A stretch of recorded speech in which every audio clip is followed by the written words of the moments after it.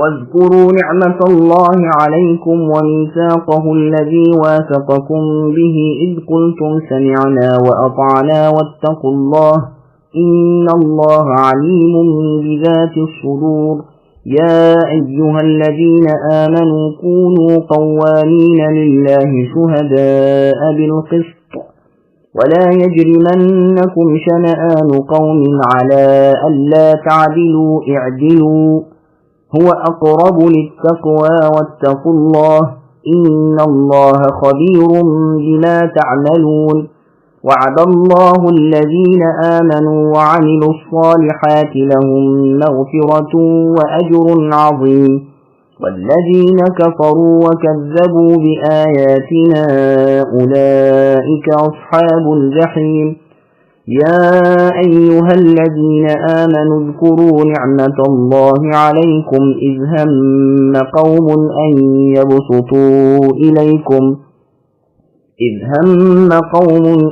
يبسطوا إليكم أيديهم فكف أيديهم عنكم واتقوا الله وعلى الله فليتوكل المؤمنون.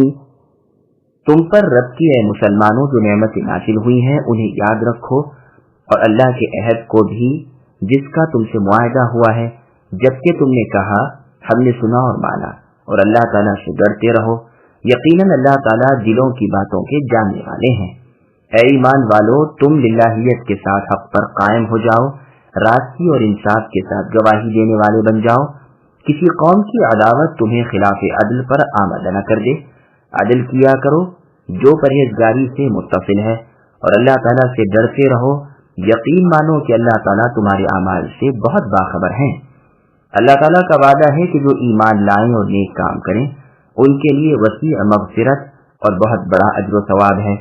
اور جن لوگوں نے کفر کیا اور ہمارے احکام کو جھٹلایا وہ دوزخی ہیں. اے ایمان والو اللہ تعالیٰ نے جو احسان تم پر کیا ہے اسے یاد کرو. جبکہ ایک قوم نے تم پر دست درازی کرنی چاہی تو اللہ تعالیٰ نے ان کے ہاتھوں کو تم تک پہنچنے سے روک دیا. اور اللہ تعالیٰ سے ڈرتے رہو. مومنوں کو اللہ تعالیٰ ہی پر بھروسہ کر لینا چاہیے. سامعین اب ان آیتوں کی تفصیل سماعت کیجیے. عدل و انصاف سے کام لو اور اللہ تعالیٰ کی نعمت یاد رکھو. اس دین عظیم اور اس رسول کریم صلی اللہ علیہ وسلم کو بھیج کر جو احسان عظیم اللہ تعالیٰ نے اس امت پر کیا ہے اسے یاد دلا رہے ہیں اور اس عہد پر مضبوط رہنے کی انہیں ہدایت کر رہے ہیں. جو مسلمانوں نے اللہ تعالیٰ کے پیغمبر کی تابعداری اور امداد کرنے دین پر قائم رہنے اسے قبول کر لینے اور اسے دوسروں تک پہنچانے کا کیا ہے. اسلام لانے کے وقت انہیں چیزوں کا ہر مومن اپنی بیعت میں اقرار کرتا تھا. چنانچہ صحابہ رضی اللہ عنہم کے الفاظ ہیں کہ ہم نے رسول اللہ صلی اللہ علیہ وسلم سے بیعت کی کہ ہم سنتے رہیں گے اور مانتے رہیں گے خواہ جی چاہے خواہ نہ چاہے خواہ دوسروں کو ہم پر ترجیح دی جائے اور کسی لائق شخص سے ہم کسی کام کو چھینیں گے نہیں. یہ روایت صحیح بخاری مسلم وغیرہ کی ہے. باری تعالیٰ عز و جل کا ارشاد ہے کیوں ایمان نہیں لاتے حالانکہ رسول صلی اللہ علیہ وسلم تمہیں رب تعالیٰ پر ایمان لانے کی دعوت دے رہے ہیں اور انہوں نے تم سے عہد بھی لے لیا ہے اگر تمہیں یقین ہو. یہ بھی کہا گیا ہے کہ اس آیت میں یہودیوں کو یاد دلایا جا رہا ہے کہ تم سے رسول اللہ کی تابعداری کے قول و قرار ہو چکے ہیں پھر رسول اللہ کو نہ ماننے کے کیا مانے. یہ بھی کہا گیا ہے کہ آدم علیہ السلام کی پیٹھ سے نکال کر جو عہد اللہ رب العزت نے بنو آدم سے لیا تھا اسے یاد دلایا جا رہا ہے جو فرمایا تھا کیا میں تمہارا رب نہیں ہوں. سب نے اقرار کیا ہاں ہم اس پر گواہ ہیں لیکن پہلا قول زیادہ ظاہر ہے. سدی رحمہ اللہ اور ابن عباس رضی اللہ عنہما سے وہی مروی ہے اور امام ابن جریر رحمہ اللہ نے بھی اسی کو مختار بتلایا ہے. ہر حال میں انسان کو اللہ تعالیٰ کا خوف رکھنا چاہیے.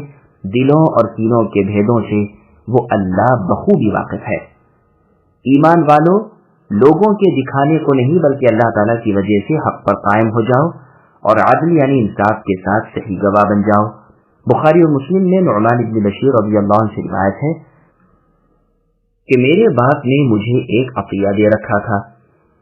میری ماں عمرہ بنت رواحہ رضی اللہ عنہا نے کہا میں تو اس وقت تک مطمئن نہیں ہونے کی جب تک کہ تم اس پر رسول اللہ صلی اللہ علیہ وسلم کو گواہ نہ بنا لو.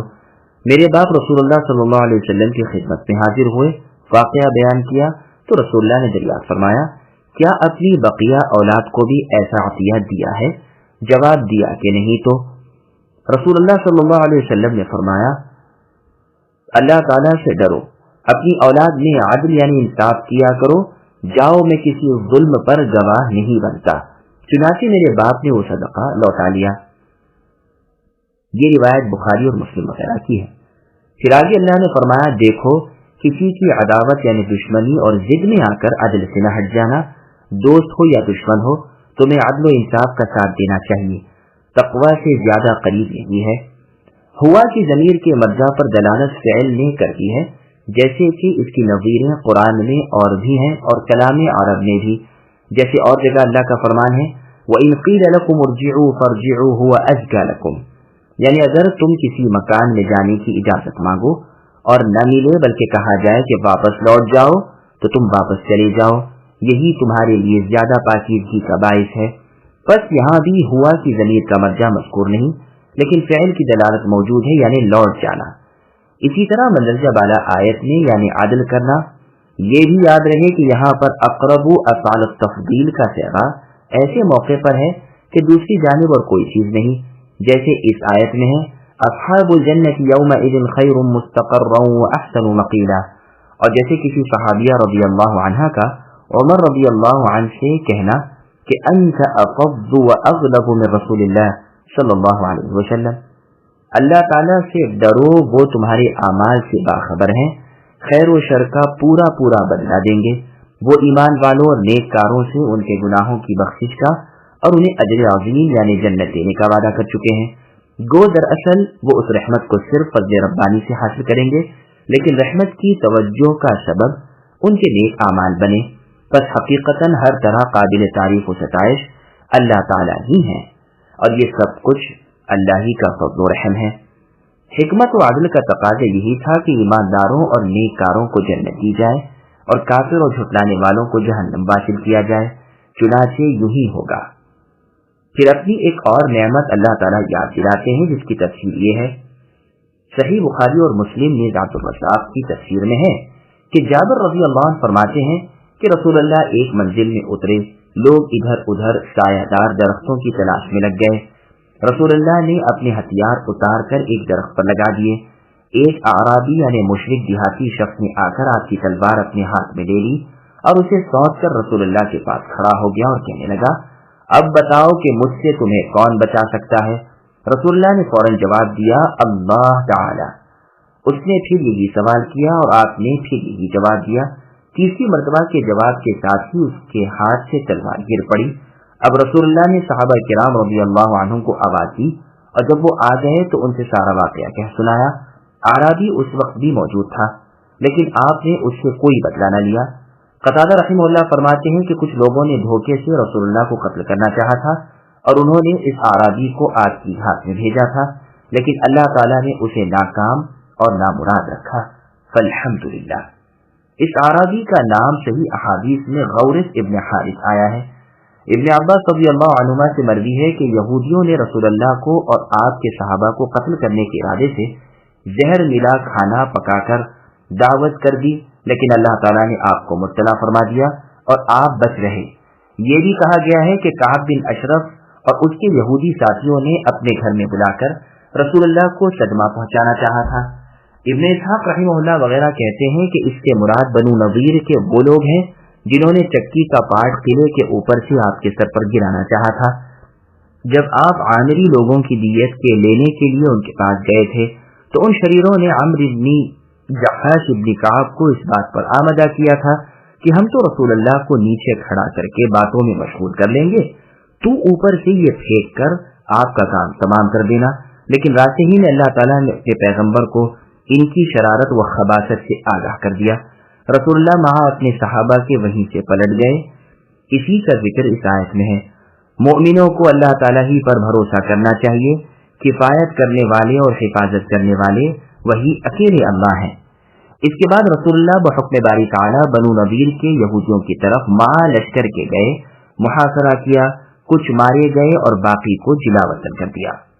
وَلَقَدْ أَخَذَ اللَّهُ مِيثَاقَ بَنِي إِسْرَائِيلَ وَبَعَثْنَا مِنْهُمُ 12 نَقِيبًا وَقَالَ اللَّهُ إِنِّي مَعَكُمْ لَئِنْ أَقَمْتُمُ الصَّلَاةَ وَآتَيْتُمُ الزَّكَاةَ وَآمَنْتُمْ بِرُسُلِي وَعَزَّرْتُمُوهُمْ وَأَقْرَضْتُمُ اللَّهَ قَرْضًا حَسَنًا لَأُكَفِّرَنَّ عَنْكُمْ سَيِّئَاتِكُمْ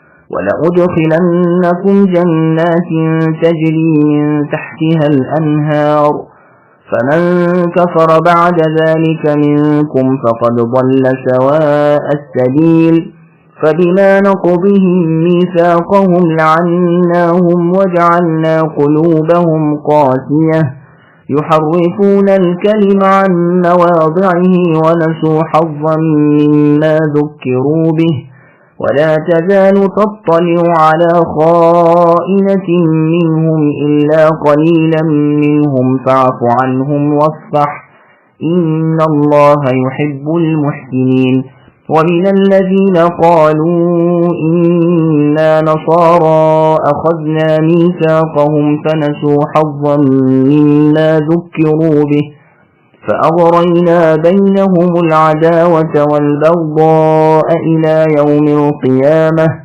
وسوف ينبئهم الله بما كانوا يصنعون.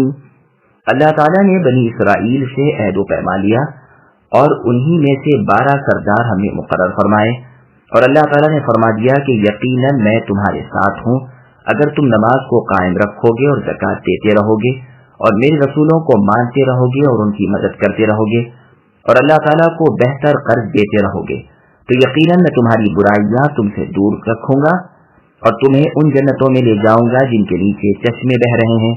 اب جو اس عہد و پیما کے بعد تم میں سے جو انکاری ہو جائے وہ یقیناً راہ راست سے بھٹک گیا ہے۔ پھر ان کی عہد شکنی کی وجہ سے ہم نے ان پر اپنی لعنت نازل فرما دی اور ان کے دل سخت کر دیے کہ کلام کو اس جگہ سے بدل ڈالتے ہیں جو کچھ نصیحت انہیں کی گئی تھی اس کا بہت بڑا حصہ بھلا بیٹھے۔ ان کی ایک ایک خیانت پر تمہیں اے نبی اطلاع ملتی ہی رہے گی، ہاں تھوڑے سے ایسے نہیں بھی ہیں، بس تم انہیں معاف کرتے جاؤ اور درگزر کرتے جاؤ، بے شک اللہ تعالیٰ احسان کرنے والوں کو دوست رکھتے ہیں۔ جو اپنے آپ کو نصرانی کہتے ہیں ہم نے ان سے بھی عہد و پیمان لیا، انہوں نے بھی اس کا بڑا حصہ فراموش کر دیا جو انہیں نصیحت کی گئی تھی، تو ہم نے بھی ان کے آپس میں بغض و عداوت ڈال دی جو تا قیامت رہے گی، اور جو کچھ یہ کرتے تھے اللہ تعالیٰ انہیں سب جتا دیں گے۔ سامعین، اب ان آیتوں کی تفصیل سماعت کیجیے۔ بنی اسرائیل کی عہد شکنی اور ان کے 12 سرداروں کی وضاحت۔ گزشتہ آیتوں میں اللہ تعالیٰ نے اپنے مؤمن بندوں کو عہد و پیمان کی وفاداری کا، حق پر مستقیم رہنے کا اور عدل کی شہادت دینے کا حکم دیا تھا، ساتھ ہی اپنی ظاہری و باطنی نعمتوں کو یاد دلایا تھا۔ تو اب ان آیتوں میں ان سے پہلے کے اہل کتاب سے عہد و میثاق جو لیا تھا اس کی حقیقت و کیفیت کو بیان فرما رہے ہیں۔ پھر جبکہ انہوں نے اللہ تعالیٰ سے کیے ہوئے عہد و پیما کو توڑ ڈالے تو ان کا کیا حشر ہوا، اسے بیان فرما کر گویا مسلمانوں کو عہد شکنی سے روکتے ہیں۔ ان کے 12 سردار تھے، یعنی 12 قبیلوں کے 12 چودھری تھے جو ان سے ان کی بیعت کو پورا کراتے تھے کہ یہ اللہ اور رسول کے تابع فرمان رہیں اور کتاب اللہ کی اتباع کرتے رہیں۔ موسیٰ علیہ السلام جب سرکشوں سے لڑنے کے لیے گئے تب ہر قبیلے میں سے ایک ایک سردار منتخب کر گئے تھے۔ روبیل قبیلے کا سردار شامون ابن رقون تھا اور شمعونیوں کا چودھری شافاف ابن حرا اور یہوذا کا کالب ابن وفنا اور عتیم کا میخائیل ابن یوسف اور افرائیم کا یوشع ابن نون اور بنیامین کے قبیلے کا چودھری خلطم ابن دفون اور زبولون کا جدی ابن شورا اور منشا کا جدی ابن موسیٰ اور دان کا خملائیل بن حمل اور اشار کا ساتور، نفتالی کا بحر اور یساخر کا لائل۔ تورات کے چوتھے جز میں بنو اسرائیل قبیلوں کے سرداروں کے نام مذکور ہیں جو ان ناموں سے قدرے مختلف ہیں، واللہ اعلم۔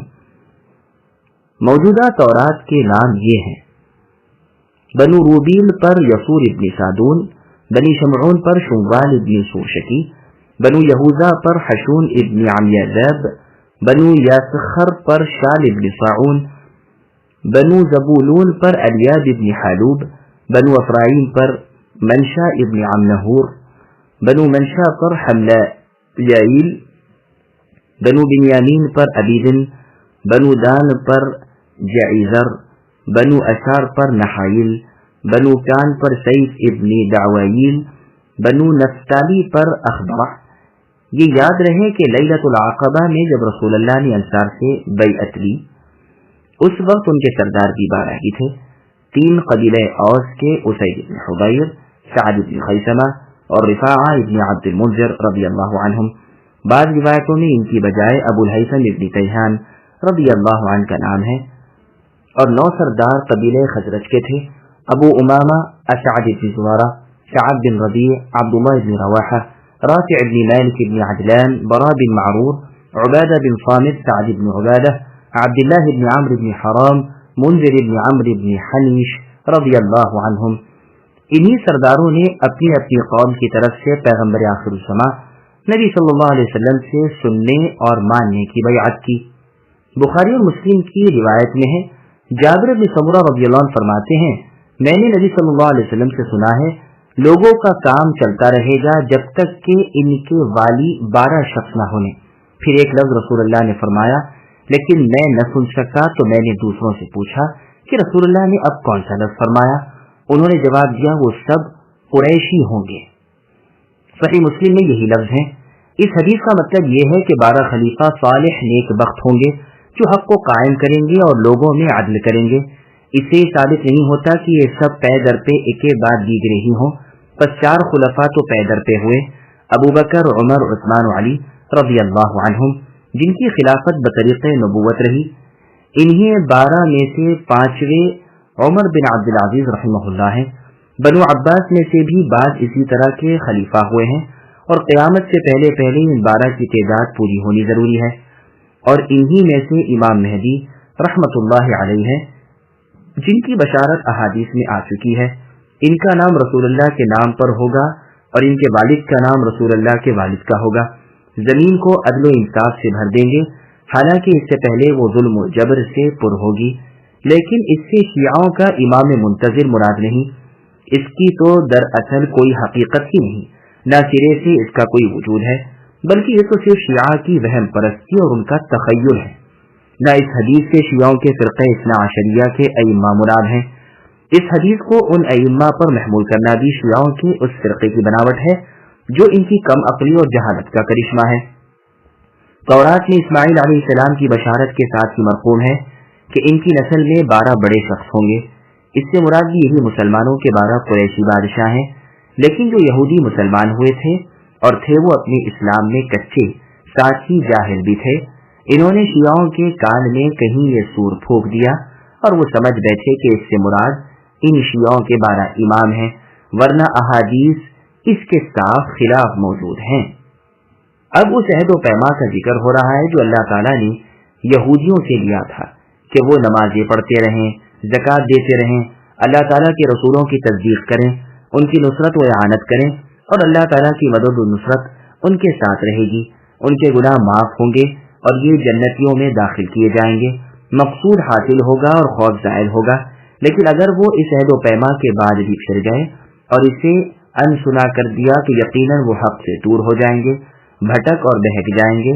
چنانچہ یہی ہوا کہ انہوں نے میثاق توڑ دیا، وعدہ خلافی کی، تو ان پر لعنت رب تعالیٰ نازل ہوئی، ہدایت سے دور ہو گئے، دل کے سخت ہو گئے، واز و پند سے مستفید نہ ہو سکے، سمجھ بگڑ گئی، اللہ تعالیٰ کی باتوں میں ہیر پھیر کرنے لگے، باطل تعویلیں گھڑنے لگے، جو مراد حقیقی تھی اس سے کلام اللہ کو پھیر کر اور ہی مطلب سمجھنے سمجھانے لگے، اور اللہ تعالیٰ کا نام لے کر وہ مسائل بیان کرنے لگے جو اللہ تعالیٰ کے بتائے ہوئے نہ تھے، یہاں تک کہ اللہ تعالیٰ کی کتاب ان کے ہاتھوں سے چھوٹ گئی اور اس سے بے عمل ہی نہیں بلکہ بے رغبت ہو گئے۔ دین کی اصل جب ان کے ہاتھوں سے چھوٹ گئی پھر فروعی عمل کیسے قبول ہوتے؟ عمل چھوٹ جانے کی وجہ سے نہ دل ٹھیک رہے، نہ فطرت اچھی رہی، نہ خلوص و اخلاص رہا، غداری اور مکاری اپنا شیوا بنا لیا، نت نئے جال نبی صلی اللہ علیہ وسلم اور اصحاب رسول صلی اللہ علیہ وسلم کے خلاف بنتے رہے۔ پھر نبی صلی اللہ علیہ وسلم کو حکم ہوتا ہے کہ آپ इन यहूदियों से चश्मपोशी कीजिए, यही मामला इनके साथ अच्छा है। जैसे उमर रज़ी अल्लाह अन्हु से मर्जी है कि जो तुझसे अल्लाह के फरमान के खिलाफ करे तू उससे हुक्मुल्लाह की बजावरी के मातहत कर। इसमें एक बड़ी मसलहत ये भी है कि मुमकिन है उनके दिल खींच आए, हिदायत नसीब हो जाए और हक की तरफ आ जाएं। अल्लाह ताला एहसान करने वालों को दोस्त रखते हैं, यानी दूसरों की बदसलूकी से चश्मपोशी करके खुद नेक सुलूक रखने वाले अल्लाह ताला के महबूब हैं। कतादा रहिमहुल्लाह फरमाते हैं कि दरगुजर करने का हुक्म जिहाद की आयत से मनसूख है। फिर आगे अल्लाह इरशाद फरमाते हैं कि इन नसरानियों से भी हमने वादा लिया था कि जो रसूल आएगा ये उस पर ईमान लाएंगे, उसकी मदद करेंगे और उसकी बातें मानेंगे, लेकिन इन्होंने भी यहूदियों की तरह बदअहदी की, जिसकी सजा में हमने इनमें आपस में अदावत डाल दी जो क़यामत तक जारी रहेगी। इनमें फिरके बन गए जो एक दूसरे को काफिर मलऊन कहते हैं और अपने इबादत खानों में भी नहीं आने देते। मलकिया फिरका याकूबिया फिरके को, याकूबिया मलकिया को खुले बंदों काफिर कहते हैं। इसी तरह दूसरे तमाम फिरके, इन्हें उनके आमाल की पूरी तंबीह अनकरीब होगी। इन्होंने भी अल्लाह ताला की नसीहतों को भुला दिया है और अल्लाह ताला के जिम्मे तोहमतें लगाई हैं। अल्लाह की बीवी और औलाद कायम की है, ये क़यामत के दिन बुरी तरह पकड़े जाएंगे। अल्लाह ताला अकेले तन्हा हैं और अस्समद लम यलिद वलम यूलद वलम यकुल लहू कुफुवन अहद हैं, यानी बेनियाज हैं, न अल्लाह से कोई पैदा हुआ न अल्लाह किसी की औलाद है और कोई भी अल्लाह के बराबर और हमसर नहीं। या अहलल किताब क़द जाअकुम रसूलुना युबय्यिनु लकुम कसीरन मिम्मा कुन्तुम तुख्फून मिनल किताब व यअफु अन कसीर क़द जाअकुम मिनल्लाहि नूरुन व किताबुन मुबीन यहदी बिहिल्लाहु मन इत्तबअ रिضवानहु सुबुलस सलाम व युख़रिजुहुम मिनज़ ज़ुलुमाति इलन नूरि बिइज़निहि व यहदीहिम इला सिरातिन मुस्तक़ीम।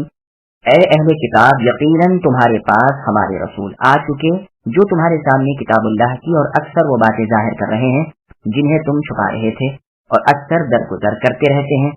तुम्हारे पास अल्लाह ताला की तरफ से नूर और वाज़ेह किताब आ चुकी है जिसके जरिए अल्लाह ताला उन्हें जो रज़ाए रब के डरते हों सलामती की राहें बतलाते हैं और अपनी तौफीक से अंधेरों से निकाल कर नूर की तरफ लाते हैं और राह रास्त की तरफ उनकी रहबरी करते हैं। सामईन अब इन आयतों की तफसीर समाअत कीजिए। अहले किताब की इल्मी खियानत। अल्लाह ताला फरमाते हैं कि रब्बुल उला ने अपने आली क़द्र रसूल मोहम्मद सल्लल्लाहु अलैहि वसल्लम को हिदायत और दीन हक के साथ तमाम मखलूक की तरफ भेज दिया है। मौजिज़े और रोशन दलीलें उन्हें अता फरमाई हैं। जो बातें यहूद और नसारा ने बदल डाली थीं, ताबीलें करके दूसरे मतलब बना लिए थे और अल्लाह ताला की रात पर बहतान बांधते थे। किताबुल्लाह के जो हिस्से अपने नफ्स के खिलाफ पाते थे उन्हें छुपा लेते थे, उन सबको ये रसूल जाहिर करते हैं। हाँ, जिसके बयान की जरूरत ही ना हो ये बयान नहीं फरमाते। मुस्तदरक हाकिम ने है, रसूलुल्लाह ने फरमाया, जिसने रजम के मसले का इनकार किया उसने बेइल्मी से कुरान से इनकार किया। चुनांचे इस आयत में इसी रजम के छुपाने का जिक्र है।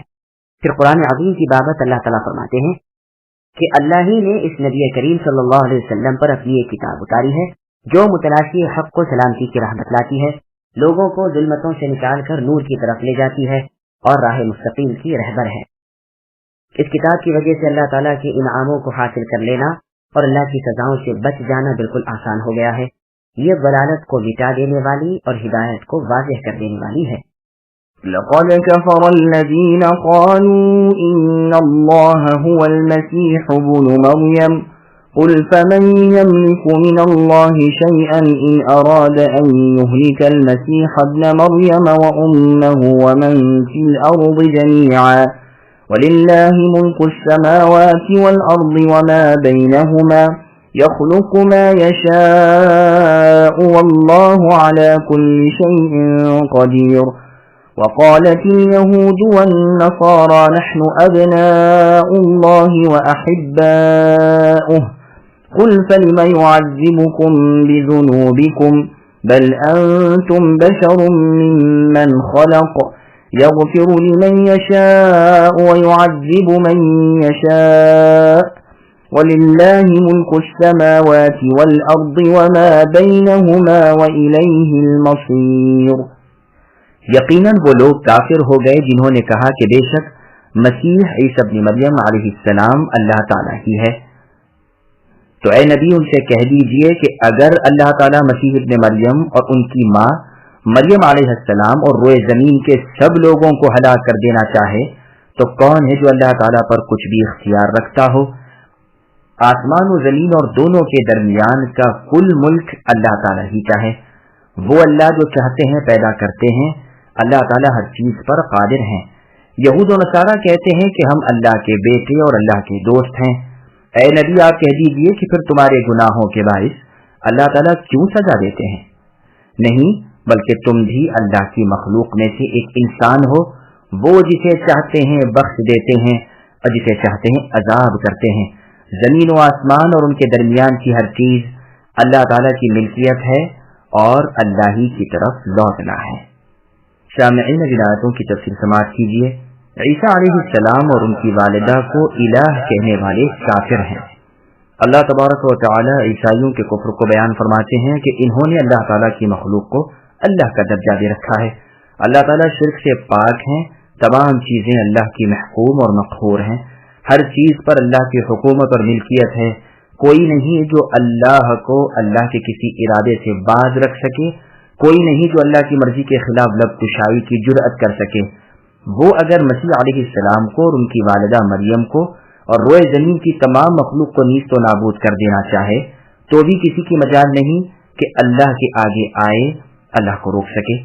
तमाम मौजूदात और मखलूकात के मौजूद व खालिक वही अल्लाह हैं। सबके मालिक और सबके हुक्मरान वही हैं। जो चाहते हैं कर गुजरते हैं। कोई चीज अल्लाह के इख्तियार से बाहर नहीं। अल्लाह से कोई बात पुर्स नहीं कर सकता। अल्लाह की सल्तनत व ममलकत बहुत वसी और कुशादा है। अल्लाह की अज़मत व इज्जत बहुत बुलंद है। वो आमिल व गालिब है। जिसे जिस तरह चाहते हैं बनाते बिगाड़ते हैं। अल्लाह की कुदरतों की कोई इंतहा नहीं। नसरानियों की तरदीद के बाद अब यहूदियों नसरानियों दोनों की तरदीद हो रही है कि इन्होंने अल्लाह ताला के ज़िम्मे एक झूठ ये बांधा कि हम अल्लाह ताला के बेटे और अल्लाह के महबूब हैं। हम अंबिया की औलाद हैं और अल्लाह ताला के लाडले फर्जंद हैं। अपनी किताब से नकल करते थे कि अल्लाह ताला ने इसराइल को कहा है अंतबनी बिक्री। फिर तावीले करके मतलब उलट पलट करके कहते कि जब वो अल्लाह के बेटे हुए तो हम भी अल्लाह के बेटे और वगैर हुए। हालांकि खुद इन्हीं में से जो अक्लमंद और साहिब दीन थे वो इन्हें समझाते थे कि इन लफ्जों से सिर्फ बुजुर्गी साबित होती है न कि कुराबत्तारी। इसी मानी की आयत नसरानी अपनी किताब से नकल करते थे कि ईसा अलैहिस्सलाम ने फरमाया इन्नी ज़ाहिबुन इला अबी व अबीकुम। इससे मुराद भी सगा बाप न था बल्कि इनके अपने मुहावरे में अल्लाह ताला के लिए लफ्ज़ भी आता था। बस मतलब इसका ये है कि अपने और तुम्हारे रब की तरफ जा रहा हूँ। और ये इससे और बाहिर हो रहा है कि यहाँ इस आयत में जो निस्बत ईसा अलैहिस्सलाम की तरफ है वही निस्बत उनकी तमाम उम्मत की तरफ है। लेकिन वो लोग अपने बातिल अकीदे में ईसा अलैहिस्सलाम को अल्लाह ताला से जो निस्बत देते हैं उस निस्बत पर अपने आप को नहीं समझते। बस ये लफ्ज इज्जत व वक़ात के लिए था न कि कुछ और। अल्लाह ताला ये जवाब देते हैं कि अगर ये सही है तो फिर तुम्हारे कुफ्र व किज़्ब बहतान व इफ्तिरा पर अल्लाह ताला तुम्हें सजा क्यों करते हैं। किसी सूफी ने किसी फकीह से दरियाफ्त फरमाया कि क्या कुरान में ये भी कहीं है कि हबीब अपने हबीब को अजाब नहीं करता। इससे कोई जवाब बन न पड़ा तो सूफी ने यही आयत तिलावत फरमा दी। ये कौल निहायत उम्दा है। इसी की दलील मुस्नद अहमद की यह हदीस है कि एक मरतबा रसूलुल्लाह सल्लल्लाहु अलैहि वसल्लम अपने असहाब की जमात के साथ राह से गुजर रहे थे। एक छोटा सा बच्चा राह में खेल रहा था। इसकी माँ ने जब देखा कि एक जमात इसी राह पर आ रही है तो उसे डर लगा कि बच्चा रौंद में न आ जाए। मेरा बच्चा कहती हुई दौड़ी हुई आई और झट से बच्चे को गोद में उठा लिया। इस पर सहाबा ने रसूलुल्लाह सल्लल्लाहु अलैहि वसल्लम से कहा ये औरत तो अपने प्यारे बच्चे को कभी भी आग में नहीं डाल सकती। रसूलुल्लाह ने फरमाया ठीक है, अल्लाह भी अपने प्यारे बंदों को हरगिज़ जहन्नम में नहीं ले जाएंगे। यहूदियों के जवाब में फरमाते हैं कि तुम भी मिन जुमला और मखलूक के एक इंसान हो। तुम्हें दूसरों पर कोई फौकियत व फजीलत नहीं। अल्लाह सुब्हानहु व तआला अपने बंदों पर हाकिम है और वही उनमें सच्चे फैसले करने वाले हैं। वो जिसे चाहते हैं बख्शते हैं, जिसे चाहते हैं पकड़ते हैं, वो जो चाहते हैं कर गुजरते हैं। अल्लाह के किसी भी हुक्म को कोई रद्द नहीं कर सकता। وہ बहुत जल्द बंदों से हिसाब लेने वाले हैं। जमीन और आसमान और उनके दरमियान की मखलूक सब अल्लाह का मुल्क है। अल्लाह के दबाव और जोर तले हैं, अल्लाह की बादशाहत तले हैं। सबका लौटना अल्लाह ही की तरफ है। वही बंदों के फैसले करेंगे। वो जालिम नहीं, आदिल इंसाफ करने वाले हैं। नेकों को नेकी और बदों को बदी देंगे। इन लोगों ने ये एक बात भी धड़ाकर अपने पास में मशहूर कर दी थी कि अल्लाह ताला ने इसराइल यानी याकूब अलैहिस्सलाम की तरफ वही नाजिल फरमाई है कि तुम्हारा पहलू निठा बेटा मेरी औलाद में से है, इसकी औलाद 40 दिन तक जहन्नम में रहेगी। इस मुद्दत में आग इन्हें पाक कर देगी और इनकी खताओं को खा जाएगी। फिर एक फरिश्ता मुनादी करेगा कि इसराइल की औलाद में से जो भी खतना शुदा हो वो निकल आएं। यही माने हैं इनके इस कौल के जो कुरान में मर्जी है कि वो कहते थे हमें गिनती के चंद ही दिन जहन्नम में रहना पड़ेगा। अला लअनतुल्लाहि अला ज़ालिमीन, खबरदार ऐसे झूठों पर अल्लाह की लानत हो। या अहलल किताब क़द जाअकुम रसूलुना युबय्यिनु लकुम अला फ़त्रतिन मिनर रुसुलि अन तक़ूलू मा जाअना मिन बशीरिन वला नज़ीर फ़क़द जाअकुम बशीरुन व नज़ीर वल्लाहु अला कुल्लि शैइन क़दीर। ऐ अहले किताब, बिलयकीन हमारे रसूल मोहम्मद सल्लल्लाहु अलैहि वसल्लम तुम्हारे पास रसूलों की आमद की ताखीर के ज़माने में आ पहुँचे, जो तुम्हारे पास साफ साफ बयान कर रहे हैं, ताकि तुम्हारी ये बात न रह जाए कि हमारे पास तो कोई भलाई बुराई सुनाने वाला आया ही नहीं। बस अब तो यकीनन खुशखबरी सुनाने वाला और आगाह करने वाला आ पहुँचा। अल्लाह ताला हर चीज़ पर कादिर हैं। शामिईन, अब इस आयत की तफसीर समाअत कीजिए। मोहम्मद सल्लल्लाहु अलैहि वसल्लम खातमुन नबिय्यीन बनकर आए हैं। इस आयत में अल्लाह ताला यहूद और नसारा को खिताब करके फरमाते हैं कि मैंने तुम सब की तरफ अपना रसूल भेज दिया है जो खातमुल अंबिया है, जिसके बाद कोई नबी या रसूल आने वाला नहीं, ये सब के बाद के हैं। देख लो, ईसा अलैहिस्सलाम के बाद से लेकर अब तक कोई रसूल नहीं आया। फतरा की इस लंबी मुद्दत के बाद मोहम्मद सल्लल्लाहु अलैहि वसल्लम आए। बात कहते हैं ये मुद्दत 600 साल की थी, जैसा कि सही बुखारी में है। बात कहते हैं 550 बरस की, बात कहते हैं 540 बरस की, कोई कहता है 400 से कुछ ऊपर 30 बरस की। इब्न असाकिर में है कि ईसा अलैहिस्सलाम के आसमान की तरफ उठाए जाने और हमारे नबी मोहम्मद सल्लल्लाहु अलैहि वसल्लम के हिजरत करने के दरमियान 933 साल का फासला था, लेकिन मशहूर कौल पहला ही है 600 साल का। बात कहते हैं कि 620 साल का फासला था। इन दोनों कौलों में इस तरह तस्दीक भी हो सकती है कि पहला कौल शमसी हिसाब से हो और दूसरा कमरी हिसाब से हो। इस गिनती में हर 300 साल में तकरीबन 8 साल का फर्क पड़ता है। इसलिए अहले कहफ के किस्से में है वलबिसू फी कहफिहिम 300 सिनीन वज़दादू 9। वो लोग अपने गार में 300 साल तक रहे और 9 बरस और ज्यादा किए। बस शमसी हिसाब से अहले किताब को जो मुद्दत उनकी गार की मालूम थी वो 300 साल की थी। 9 बढ़ाकर कमरी हिसाब पूरा हो गया। आयत से मालूम हुआ कि ईसा अलैहिस्सलाम से जो बनी इसराइल के आखिरी नबी थे, मोहम्मद सल्लल्लाहु अलैहि वसल्लम तक जो अलल इतलाक खातमुन नबिय्यीन थे, फतरा का जमाना था, यानी दरमियान में कोई नबी नहीं हुआ। चुनांचे सही बुखारी शरीफ में है कि रसूलुल्लाह फरमाते हैं, मैं ईसा अलैहिस्सलाम से बनिस्बत और सब लोगों के ज्यादा औला हूँ, इसलिए कि मेरे और उनके दरमियान कोई नबी नहीं। इसमें उन लोगों का भी रद है जो ख्याल करते हैं कि उन दोनों जलील कदर पैगंबरों के दरमियान भी एक नबी गुजरे हैं जिनका नाम खालिद इब्न सिनान था। ये रिवायत मुस्तदरक हाकिम की है और इसकी सनद भी ज़ईफ है, जैसे कि खुज़ाई वगैरह ने शिकायत की है। मकसूद ये है कि खातमुल अंबिया अल्लाह के हबीब मोहम्मद सल्लल्लाहु अलैहि वसल्लम दुनिया में उस वक्त तशरीफ लाए हैं जबकि रसूलों की तालीम मिट चुकी है, उनकी राहें बेनिशान हो चुकी हैं, दुनिया तौहीद को भुला चुकी है, जगह जगह मखलूक परस्ती हो रही है। सूरज, चांद, बुत, आग, वली, पीर, मुर्शिद, सज्जादा नशी, तोदे, दरगाहें, इनकी पूजा की जा रही है। अल्लाह ताला का दीन बदल चुका है, कुफ्र की तारीकी नूर दीन पर छा चुकी है, सुन्नतों की जगह बिदअतों ने ले ली है, दुनिया का चप्पा चप्पा सरकशी और तुगयानी से भर गया है, अदलो इंसाफ बल्कि इंसानियत भी फना हो चुकी है, जहालत व गबावत का दूर दौरा है, بجز چند نفوس کے اللہ تعالیٰ کا نام لیوا زمین پر نہیں رہے۔ پس معلوم ہوا کہ رسول اللہ کی جلالت و عزت اللہ تعالیٰ کے نزدیک بہت بڑی تھی، اور آپ نے جو اللہ کی رسالت ادا کی وہ کوئی معمولی رسالت نہ تھی صلی اللہ علیہ وسلم۔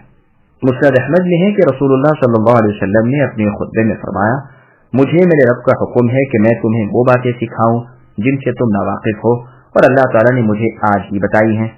فرمایا ہے کہ میں نے اپنے بندوں کو جو کچھ عنایت فرمایا ہے وہ ان کے لیے حلال کیا ہے۔ میں نے اپنے سب بندوں کو موحد پیدا کیا ہے، لیکن پھر شیطان ان کے پاس آتا ہے اور انہیں بہکاتا ہے اور میری حلال کردہ چیزیں ان پر حرام کرتا ہے، اور ان سے کہتا ہے کہ وہ میرے ساتھ باوجود دلیل نہ ہونے کے شرک کریں۔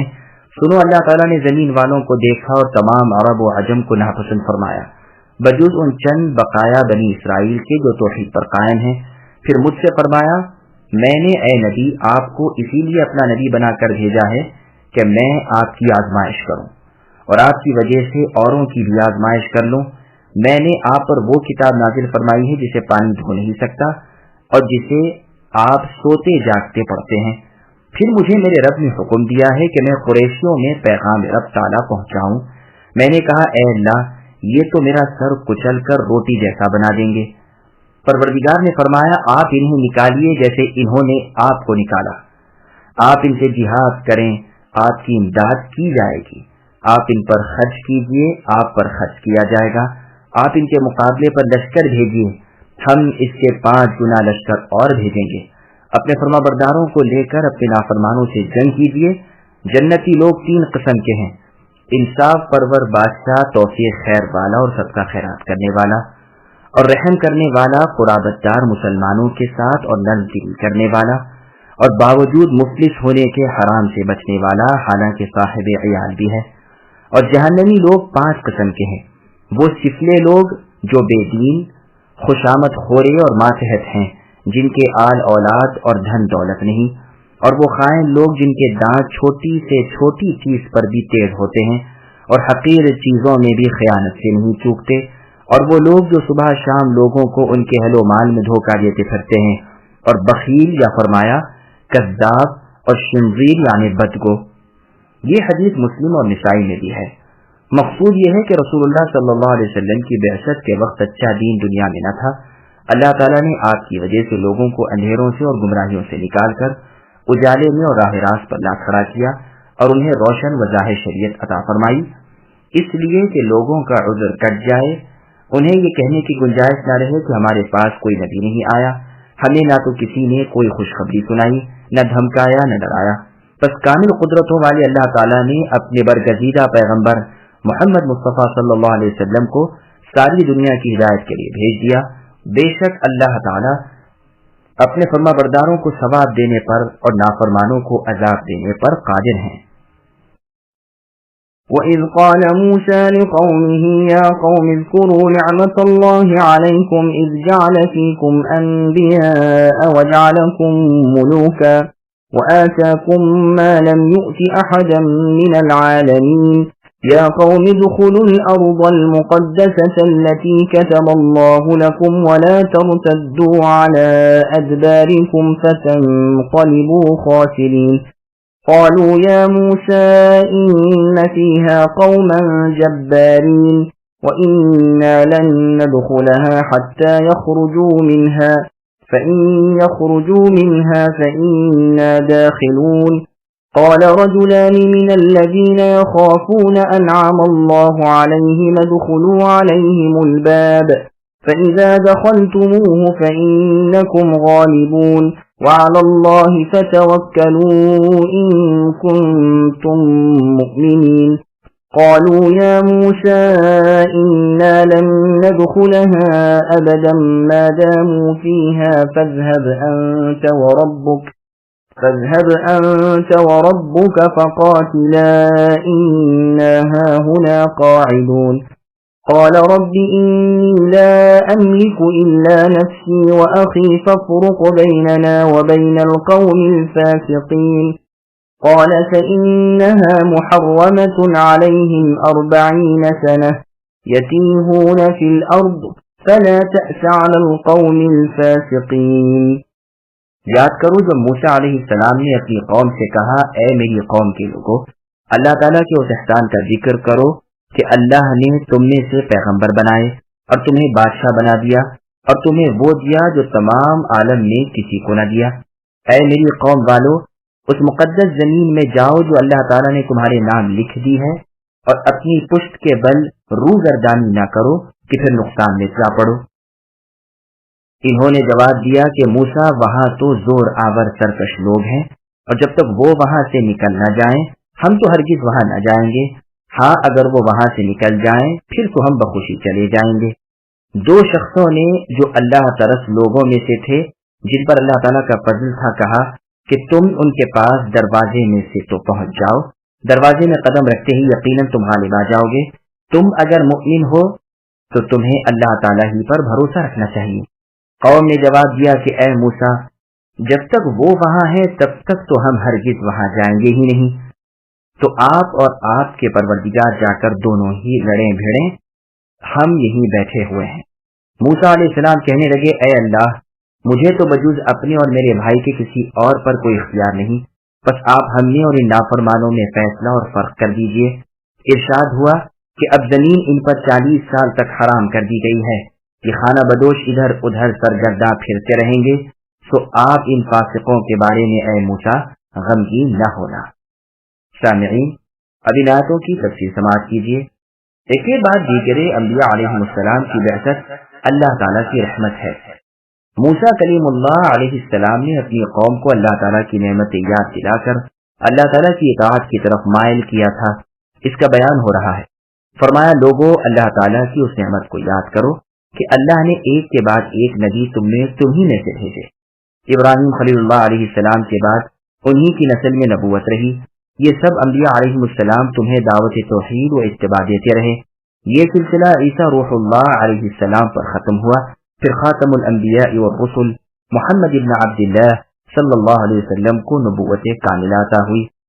رسول اللہ عیسیٰ علیہ السلام کے واسطے سے ابراہیم علیہ السلام کی اولاد میں سے تھے، جو اپنے سے پہلے تمام رسولوں اور نبیوں میں سے افضل تھے۔ اللہ تعالیٰ آپ پر درود و سلام نازل فرمائے، اور تمہیں اللہ نے بادشاہ بنا دیا، یعنی خادم دیے، بیویاں دیں، گھر بار دیا، اور اس وقت جتنے لوگ تھے ان سب سے زیادہ نعمتیں تمہیں عطا فرمائی۔ یہ لوگ اتنا پانے کے بعد بادشاہ کہلانے لگتے تھے۔ عبداللہ بن عمرو بن العاص رضی اللہ عنہما سے ایک شخص نے پوچھا کہ کیا میں فقراء مہاجرین میں سے نہیں ہوں؟ آپ نے فرمایا تمہاری بیوی ہے؟ اس نے کہا ہاں۔ کہا گھر بھی؟ کہا ہاں۔ کہا پھر تو تم بے نیاز شخص ہو۔ اس نے کہا یوں تو میرا خادم بھی ہے۔ آپ نے فرمایا پھر تو تم بادشاہوں میں سے ہو۔ یہ روایت صحیح مسلم کی ہے۔ حسن بصری رحمہ اللہ فرماتے ہیں سواری اور خادم ملک ہے۔ بنو اسرائیل ایسے لوگوں کو ملوک کہا کرتے تھے۔ بقول قتادہ رحمہ اللہ خادموں کا اول رواج ان بنی اسرائیلوں نے ہی دیا ہے۔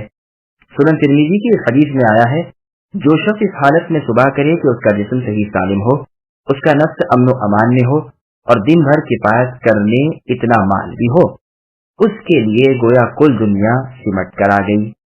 اس وقت جو یونانی قبطی وغیرہ تھے ان سے یہ اشرف و افضل بنا دیے گئے تھے۔ اور آیت میں اللہ کا فرمان ہے ہم نے بنو اسرائیل کو کتاب، حکم، نبوت، پاکیزہ روزیاں اور سب پر فضیلت دی تھی۔ موسیٰ علیہ السلام سے جب انہوں نے مشرکوں کی دیکھا دیکھی رب بنانے کو کہا، اس کے جواب میں موسیٰ علیہ السلام نے اللہ تعالیٰ کے فضل بیان کرتے ہوئے یہی فرمایا تھا کہ اللہ نے تمہیں اے بنی اسرائیل تمام جہان پر فضیلت دے رکھی ہے۔ مطلب سب جگہ یہی ہے کہ اس وقت کے تمام لوگوں پر، کیونکہ ثابت شدہ امر ہے کہ یہ امت یعنی امت محمدیہ صلی اللہ علیہ وسلم ان سے افضل ہے، کیا شرعی حیثیت سے، کیا احکامی حیثیت سے، کیا نبوت کے حیثیت سے، کیا بادشاہت، عزت، مملکت، دولت و حشمت اور مال و اولاد وغیرہ کی حیثیت سے۔ خود قرآن مجید میں اللہ فرماتے ہیں کنتم خیر امہ، کہ تم بہترین امت ہو، اور فرمایا جعلناکم امۃ وسطا۔ یہ بھی کہا گیا ہے کہ بنو اسرائیل کے ساتھ اس فضیلت میں امت محمدی صلی اللہ علیہ وسلم کو بھی شامل کر کے خطاب کیا گیا ہے، اور یہ بھی کہا گیا ہے کہ بعض امور میں انہیں فی الواقع علی الاطلاق فضیلت دی گئی تھی، جیسے منہ و سلوہ کا اترنا، بادلوں سے سایہ دیا جاتا وغیرہ وغیرہ، جو خلاف عادت چیزیں تھیں۔ یہ قول تو اکثر مفسرین کا ہے، جیسا کہ پہلے بیان ہو چکا ہے کہ مراد اس سے ان کے اپنے زمانے والوں پر انہیں فضیلت دیا جانا ہے، واللہ اعلم۔ پھر بیان ہوتا ہے کہ بیت المقدس دراصل ان کے دادا یعقوب علیہ السلام کے زمانے میں انہی کے قبضے میں تھا، اور جب وہ ماں اپنے اہل و عیال کے یوسف علیہ السلام کے پاس مصر میں چلے گئے تو یہاں عمالقہ قوم اس پر قبضہ جما بیٹھی تھی۔ وہ بڑے مضبوط ہاتھ پیروں والے تھے۔ اب موسیٰ علیہ السلام اپنی قوم سے فرماتے ہیں کہ تم ان سے جہاد کرو، اللہ تعالیٰ تمہیں ان پر غالب کریں گے اور یہاں کا قبضہ پھر تمہیں مل جائے گا، لیکن یہ نامردی دکھاتے ہیں اور بزدلی سے منہ پھیر لیتے ہیں۔ اس کی سزا میں انہیں 40 سال تک وادی طی میں حیران و سرگرداں خانہ بدوشی میں رہنا پڑتا ہے۔ مقدسہ سے مراد پاک ہے۔ ابن عباس رضی اللہ عنہ فرماتے ہیں کہ یہ طور اور اس کے پاس کی زمین کا ذکر ہے۔ ایک اور روایت میں اریحہ کا ذکر ہے، لیکن یہ درست نہیں، اس لیے کہ نہ تو اریحہ کا فتح کرنا مقصود تھا، نہ وہ ان کے راستے میں تھا، کیونکہ وہ فرعون کی ہلاکت کے بعد مصر کے شہروں سے آ رہے تھے اور بیت المقدس جا رہے تھے۔ یہ ہو سکتا ہے کہ وہ مشہور شہر ہو جو طور کی طرف بیت المقدس کے مشرقی رخ تھا۔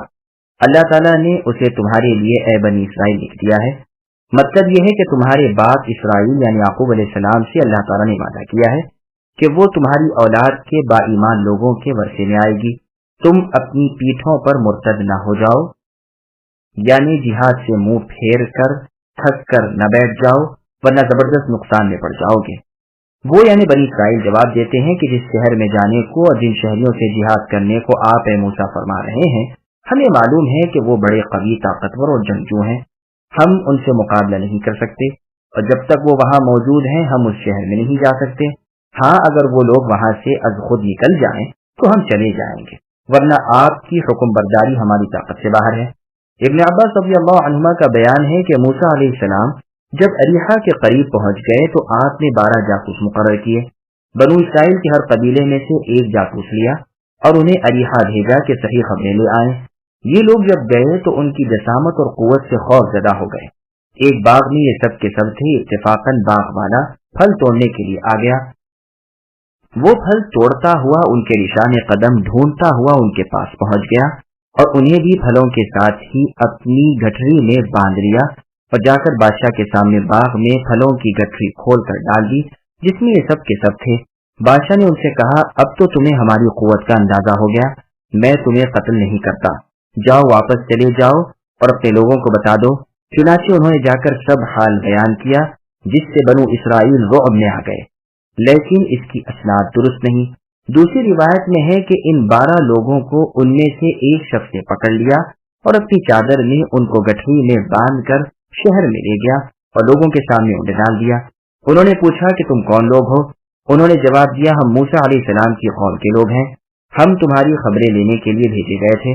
انہوں نے ایک انگور ان کو دیا جو ایک شخص کو کافی تھا اور کہا، جاؤ ان سے کہہ دو کہ یہ ہمارے میوے ہیں۔ انہوں نے واپس جا کر قوم سے سب حال کہہ دیا۔ اب موسیٰ علیہ السلام نے انہیں جہاد کا اور شہر میں جانے کا حکم دیا تو انہوں نے صاف کہہ دیا، آپ اور آپ کا رب یعنی اللہ تعالیٰ خود جائیں اور لڑیں، ہم تو یہاں سے ہلنے کے بھی نہیں۔ انس رضی اللہ عنہ نے ایک بانس لے کر ناپا جو 50 یا 55 ہاتھ کا تھا، پھر اسے گاڑ کر فرمایا کہ ان عمالیق کے قد اس قدر لمبے تھے۔ مفسرین نے یہاں پر اسرائیلی روایات بہت بیان کی ہیں کہ لوگ اس قدر قوی تھے، ایسے موٹے اور اتنے لمبے تھے۔ انہی میں عوج ابن عنق ابن بنت آدم تھا جس کا قد لمبائی میں 3333 گز کا تھا اور چوڑائی اس کے جسم کی 3 گز کی تھی، لیکن یہ سب باتیں واہیہ ہیں، ان کے تو ذکر سے بھی حیا مانے ہیں، پھر یہ صحیح حدیث کے خلاف بھی ہے۔ صحیح بخاری اور مسلم میں ہے، رسول اللہ فرماتے ہیں، اللہ تعالیٰ نے آدم علیہ السلام کو 60 ہاتھ کا پیدا کیا تھا، پھر آج تک مخلوق کے قد گھٹتے ہی رہے۔ ان اسرائیلی روایتوں میں یہ بھی ہے کہ عوج ابن عنق کافر تھا اور ولد الزنا تھا۔ یہ طوفان نوح میں تھا اور نوح علیہ السلام کے ساتھ ان کی کشتی میں نہ بیٹھا تھا، لیکن تاہم پانی اس کے گھٹنوں تک بھی نہ پہنچا تھا۔ یہ بھی محض لغو اور بالکل جھوٹ ہے، بلکہ قرآن کے سراسر خلاف ہے۔ قرآن کریم میں نوح علیہ السلام کی دعا مذکور ہے کہ باری تعالیٰ زمین پر ایک کافر کو بھی زندہ باقی نہ چھوڑیے۔ یہ دعا قبول ہوئی اور یہ ہوا بھی۔ قرآن میں اللہ تعالیٰ فرماتے ہیں کہ ہم نے نوح علیہ السلام کو اور ان کی کشتی والوں کو نجات دی، پھر باقی سب کافروں کو غرق کر دیا۔ خود قرآن میں ہے کہ آج کے دن بجز ان لوگوں کے جن پر رحمت رب ہے کوئی بھی بچنے کا نہیں۔ تعجب پر تعجب ہے کہ نوح علیہ السلام کا لڑکا بھی جو ایماندار نہ تھا نہ بچ سکا، لیکن عوج ابن عنق کافر ولد السینا بچ رہا۔ یہ بالکل عقل و نقل کے خلاف ہے، بلکہ ہم تو سرے سے اس کے بھی قائل نہیں ہیں کہ عوج ابن عنق نامی کوئی شخص بھی تھا۔ واللہ اعلم۔ بنی اسرائیل جب اپنے نبی کو نہیں مانتے بلکہ ان کے سامنے سخت کلامی اور بے ادبی کرتے ہیں تو دو شخص جن پر اللہ تعالیٰ کا انعام و اکرام تھا وہ انہیں سمجھاتے ہیں۔ ان کے دلوں میں اللہ کا خوف تھا، وہ ڈرتے تھے کہ بنی اسرائیل کی سرکشی سے کہیں عذاب رب تعالیٰ نہ آ جائے۔ ایک قرات میں یخافون کے بدلے یخافون ہے۔ اس سے مراد یہ ہے کہ ان دونوں بزرگوں کی قوم میں عزت و عظمت تھی۔ ایک کا نام یوشع ابن نون تھا اور دوسرے کا نام لب ابن یوفنا تھا۔ انہوں نے کہا کہ اگر تم اللہ تعالیٰ پر بھروسہ رکھو گے اور اللہ کے رسول موسیٰ علیہ السلام کی اطاعت کرو گے تو اللہ تعالیٰ تمہیں ان دشمنوں پر غالب کر دیں گے اور وہ خود تمہاری مدد اور تائید کریں گے اور تم اس شہر میں غلبے کے ساتھ پہنچ جاؤ گے۔ تم دروازے تک تو چلے چلو، یقین مانو کہ غلبہ تمہارا ہی ہے۔ ان نامردوں نے اپنا پہلا جواب اور مضبوط کر دیا اور کہا کہ اس جبار قوم کی موجودگی میں ہمارا ایک قدم بڑھنا بھی ناممکن ہے۔ موسیٰ اور ہارون علیہ السلام نے یہ دیکھ کر بہت سمجھایا، یہاں تک کہ ان کے سامنے بڑی عاجزی کی، لیکن وہ نہ مانے۔ یہ حال دیکھ کر یوشع علیہ السلام اور کالب نے اپنے کپڑے پھاڑ ڈالے اور انہیں بہت کچھ ملامت کی، لیکن یہ بد نصیب اور اکڑ گئے۔ بلکہ یہ بھی کہا گیا ہے کہ ان دونوں بزرگوں کو انہوں نے پتھروں سے شہید کر دیا۔ ایک طوفان بدتمیزی شروع ہو گیا اور بے طرح مخالفت رسول پر تل گئے۔ ان کے اس حال کو سامنے رکھ کر پھر اصحاب رسول صلی اللہ علیہ وسلم کے حال کو دیکھیے کہ جب 900 یا 1000 کافر اپنے قافلے کو بچانے کے لیے چلے، قافلہ تو دوسرے راستے نکل گیا، لیکن انہوں نے اپنی طاقت و قوت کے گھمنڈ پر رسول اللہ کو نقصان پہنچائے بغیر واپس جانا اپنی امیدوں پر پانی پھرنا سمجھ کر اسلام اور مسلمانوں کو کچل ڈالنے کے ارادے سے مدینے کا رخ کیا۔ ادھر رسول اللہ صلی اللہ علیہ وسلم کو جب یہ حالات معلوم ہوئے تو آپ نے اپنے اصحاب سے کہا، بتلاؤ اب کیا کرنا چاہیے۔ اللہ تعالیٰ ان تمام صحابہ کرام رضی اللہ عنہم سے خوش رہے، انہوں نے رسول اللہ کے سامنے اپنے مال، اپنی جانیں اور اپنے زن و فرزند سب رکھ دیے اور کہا، اے اللہ کے رسول، آپ اللہ کے نبی ہیں، ہم نہ تعداد کو دیکھتے ہیں نہ غلبے کو دیکھتے ہیں نہ اسباب پر نظریں ہیں، بلکہ رسول اللہ کے فرمان پر قربان ہیں۔ سب سے پہلے صدیق اکبر رضی اللہ عنہ نے اس قسم کی گفتگو کی، پھر مہاجرین صحابہ رضی اللہ عنہم میں سے کئی ایک نے اس قسم کی تقریریں کی، لیکن پھر بھی رسول اللہ نے فرمایا، اور اصحاب اپنا ارادہ ظاہر کریں۔ آپ کا مقصد اس سے یہ تھا کہ انصار کا دلی ارادہ معلوم کریں، اس لیے کہ یہ جگہ انہی کی تھی اور تعداد میں بھی یہ مہاجرین سے زیادہ تھے۔ اس پر سعد بن معاذ انصاری رضی اللہ عنہ کھڑے ہو گئے اور عرض کرنے لگے کہ شاید آپ کا ارادہ ہمارا منشا معلوم کرنے کا ہے۔ سنیے اللہ کے رسول، قسم ہے اس اللہ تعالیٰ کی جس نے آپ کو حق کے ساتھ نبی بنا کر بھیجا ہے کہ اگر آپ ہمیں سمندر کے کنارے کھڑا کر کے فرمائیں کہ اس میں کود جاؤ تو ہم بے پس و بیش اس میں کود جائیں گے۔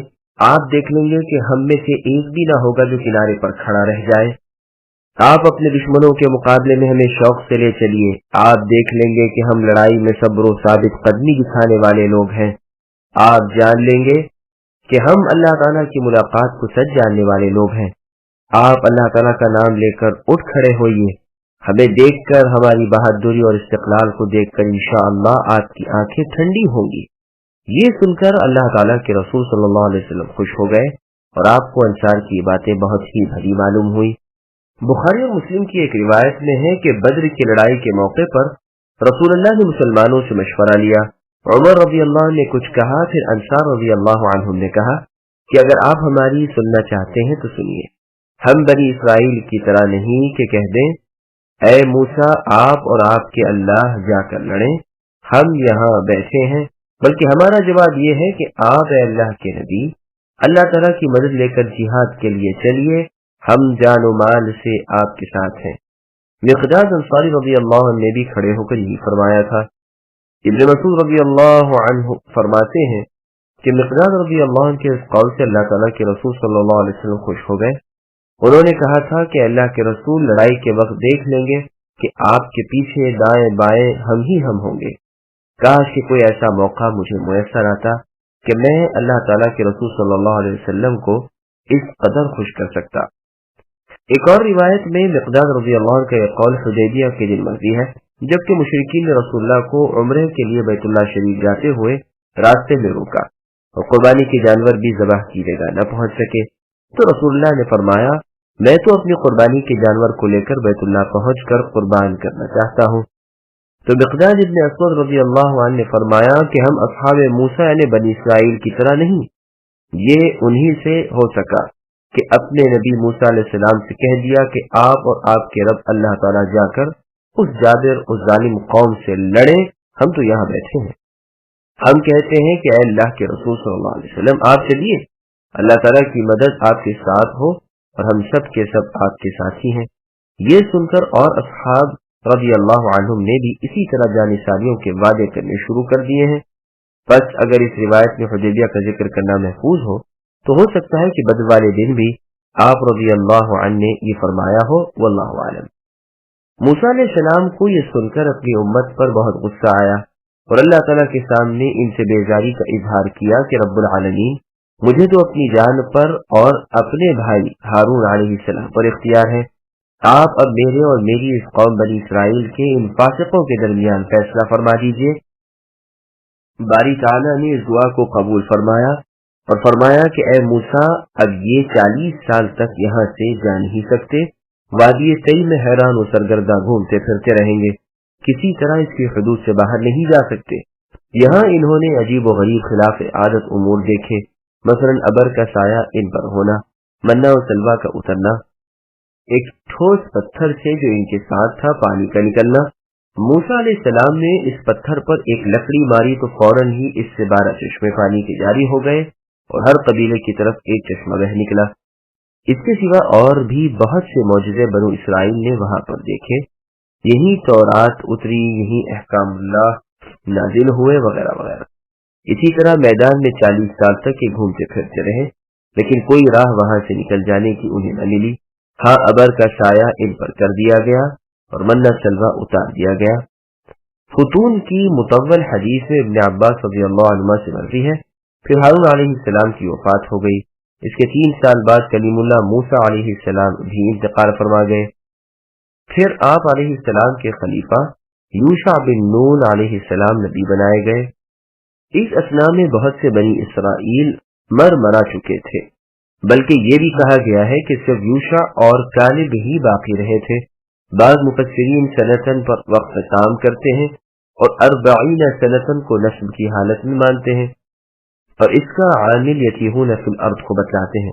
اس 40 سالہ مدت کے گزر جانے کے بعد جو بھی باقی تھے انہیں لے کر یوشع بن نون علیہ السلام نکلے اور دوسرے پہاڑ سے بھی باقی بنو اسرائیل ان کے ساتھ ہو لیے اور آپ علیہ السلام نے بیت المقدس کا محاصرہ کر لیا۔ جمعے کے دن عصر کے بعد جبکہ فتح کا وقت آ پہنچا، دشمنوں کے قدم اکھڑ گئے، اتنے میں سورج ڈوبنے لگا اور ڈوبنے کے بعد ہفتے کی تعظیم کی وجہ سے لڑائی ہو نہیں سکتی تھی، اس لیے اللہ تعالیٰ کے نبی یوشع علیہ السلام نے فرمایا اے سورج، تو بھی اللہ کا غلام ہے اور میں بھی اللہ کا محکوم ہوں، اے اللہ اسے ذرا سی دیر روک لیجئے۔ چنانچہ اللہ کے حکم سے سورج رک گیا اور آپ علیہ السلام نے دلجمعی کے ساتھ بیت المقدس کو فتح کر لیا۔ رب تعالیٰ کا حکم ہوا کہ بنی اسرائیل سے کہہ دو اس شہر کے دروازے میں سجدہ کرتے ہوئے جائیں اور کہیں حطۃ، یعنی اے اللہ ہمارے گناہ معاف فرمائیے، لیکن انہوں نے رب کے حکم کو بدل دیا اور رانوں پر گھسیٹتے ہوئے اور زبان سے حبت ان کی شعیرت کہتے ہوئے شہر میں گئے۔ مزید تفصیل سورہ بقرہ کی تفسیر میں گزر چکی ہے۔ دوسری روایت میں اتنی زیادتی ہی ہے کہ اسے آگ میں جلانے کے لیے آگ کے پاس لے گئے، لیکن آگ نے اسے نہ جلایا۔ اس پر ان کے نبی یوشع بن نون علیہ السلام نے فرمایا تم میں سے کسی نے اس میں سے کچھ چرا لیا ہے، بس میرے پاس ہر قبیلے کا سردار آئے اور میرے ہاتھ پر بیعت کرے۔ چنانچہ یوں ہی کیا گیا۔ ایک قبیلے کے سردار کا ہاتھ اللہ کے نبی یوشع علیہ السلام کے ہاتھ سے چپک گیا۔ آپ نے فرمایا تمہارے پاس وہ خیانت کی چیز ہے، جاؤ اسے لے آؤ۔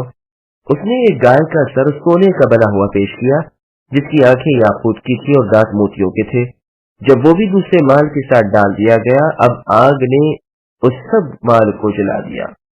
امام ابن جریر رحمہ اللہ نے بھی اسی قول کو پسند کیا ہے۔ 40 सनतन में फ़इन्नहा मुहर्रमतुन आमिल है, और बनी इसराइल की ये जमात 40 बरस तक इसी मैदान तई में सरगर्दा रही। फिर मूसा अलैहिस्सलाम के साथ ये लोग निकले और बैतुल मक़दिस को फतेह किया। इसकी दलील अगले उलमा यहूद का इजमा है कि औज इब्न उनक को कलीमुल्लाह मूसा अलैहिस्सलाम ने कत्ल किया है। तो अगर इसका कत्ल अमालीक की इस जंग से पहले का होता तो कोई वजह न थी कि बनी इसराइल जंग अमालीक का इनकार कर बैठते। तो मालूम हुआ कि यह वाक़या तई से छूटने के बाद का है। उलमा यहूद का इस पर भी इजमा है कि बलआम बिन बाउरा ने कौम अमालीक के जब्बारों की आनत की और उसने मूसा अलैहिस्सलाम पर बद्दुआ की कि यह वाक़या भी इस मैदान की कैद से छूटने के बाद का है, इसलिए कि इससे पहले तो जब्बारों को मूसा अलैहिस्सलाम और उनकी कौम से कोई डर न था। इब्न जरीर रहमहुल्लाह की यही दलील है। वो ये भी कहते हैं कि मूसा अलैहिस्सलाम का असायान लकड़ी 10 हाथ का था और आप अलैहिस्सलाम का कद भी 10 हाथ का था, और 10 हाथ जमीन से उछलकर आप अलैहिस्सलाम ने औज इब्न उनक को वो आसा मारा था जो उसके टखने पर लगा और वो मर गया। इसके जुस्से से दरियाए नील का पुल बनाया गया था जिस पर से साल भर तक अहले नील आते जाते रहे। नौफ बक्काली कहते हैं कि इसका तख्त 300 गज का था। फिर अल्लाह ताला अपने नबी मूसा अलैहिस्सलाम को तसल्ली देते हुए फरमाते हैं कि आप अपनी कौम बनी इसराइल पर गम और रंज न कीजिए, वो इसी जेल खाने के मुस्तहिक हैं। इस वाक़े में यहूदियों को डांट डपट है और उनके मुखालिफतों का और बुराइयों का बयान है कि अल्लाह के दुश्मन सख्ती के वक्त अल्लाह के दीन पर कायम नहीं रहते, रसूलों की पैरवी से इनकार कर जाते हैं, जिहाद से जी चुराते हैं। अल्लाह के इस कलीम मूसा अलैहिस्सलाम बुजुर्ग व बरतर पैगंबर की मौजूदगी का, इनके वादे का और इनके हुक्म का कोई पात इन्होंने नहीं किया। दिन रात मौजूदे देखते थे। फिरौन की बर्बादी अपनी आंखों से देख ली थी और उससे कुछ जमाना भी न गुजरा था। अल्लाह के बुजुर्ग कलीम पैगंबर मूसा अलैहिस्सलाम साथ हैं, वो नुसरत व फतेह के वादे कर रहे हैं, मगर ये है कि अपनी बुज़दिली में मरे जा रहे हैं और न सिर्फ इनकार बल्कि हौलनाकी के साथ इनकार करते हैं। अल्लाह के नबी मूसा अलैहिस्सलाम की बेअदबी करते हैं और साफ जवाब दे देते हैं। अपनी आंखों देख चुके हैं कि फिरौन जैसे बासामान बादशाह को अल्लाह ने साजो सामान और लश्कर रईयत समेत डुबो दिया, लेकिन फिर भी इस बस्ती वालों की तरफ अल्लाह के भरोसे पर अल्लाह के हुक्म की बातें में नहीं बढ़ते। हालांकि ये तो फिरौन के 10वें हिस्से में भी न थे। बस अल्लाह का गज़ब इन पर नाजिल होता है, इनकी बुज़दिली दुनिया पर जाहिर हो जाती है और आए दिन इनकी रुसवाई और जिल्लत बढ़ती जाती है। ये गो अपने आप को रब के महबूब जानते थे, लेकिन हकीकत इसके बिल्कुल बरअक्स थी। रब की नजरों से ये गिर गए थे। दुनिया में इन पर तरह तरह के अजाब आए, सूअर बंदर भी बनाए गए और लानत अबदी में यहाँ गिरफ्तार होकर अजाब उखरवी के दायमी शिकार बनाए गए। बस तमाम तारीफ उस अल्लाह रब्बुल आलमीन के लिए है जिसकी फरमाबरदारी तमाम भलाइयों की कुंजी है। اتل عليهم نبأ ابني آدم بالحق إذ قربا قربانا فتقبل من أحدهما ولم يتقبل من الآخر قال لأقتلنك قال إنما يتقبل الله من المتقين لئن بسطت إلي يدك لتقتلني ما أنا بباسط يدي إليك لأقتلك إني أخاف الله رب العالمين إني أريد أن تبوء بإثمي وإثمك فتكون من أصحاب النار وذلك جزاء الظالمين فطوعت له نفسه قتل أخيه فقتله فأصبح من الخاسرين فبعث الله غرابا يبحث في الأرض ليريه كيف يواري سوءة أخيه قال يا ويلتى أعجزت أن أكون مثل هذا الغراب فأواري سوءة أخي فأصبح من النادمين आदम अलैहिस्सलाम के दोनों बेटों का खरा खरा हाल भी ए नबी इन्हें सुना दो। इन दोनों ने एक नजराना पेश किया, इनमें से एक की नजर तो कबूल की गई और दूसरे की मकबूल न हुई, तो वो कहने लगा कि मैं तुझे मार ही डालूंगा। उसने कहा अल्लाह ताला तक़वा वालों का ही अमल कबूल करते हैं। गो तू मेरे कत्ल के लिए दस्त दराजी करे, लेकिन मैं तेरे कत्ल की तरफ हरगिज अपने हाथ न बढ़ाऊंगा। मैं तो अल्लाह ताला परवरदिगार आलम से खौफ खाता हूँ। मैं तो चाहता हूँ کہ تو میرا گناہ اور اپنا گناہ اپنے سر پر رکھ لے اور دوزخیوں میں شامل ہو جائے۔ ظالموں کا یہی بدلہ ہے۔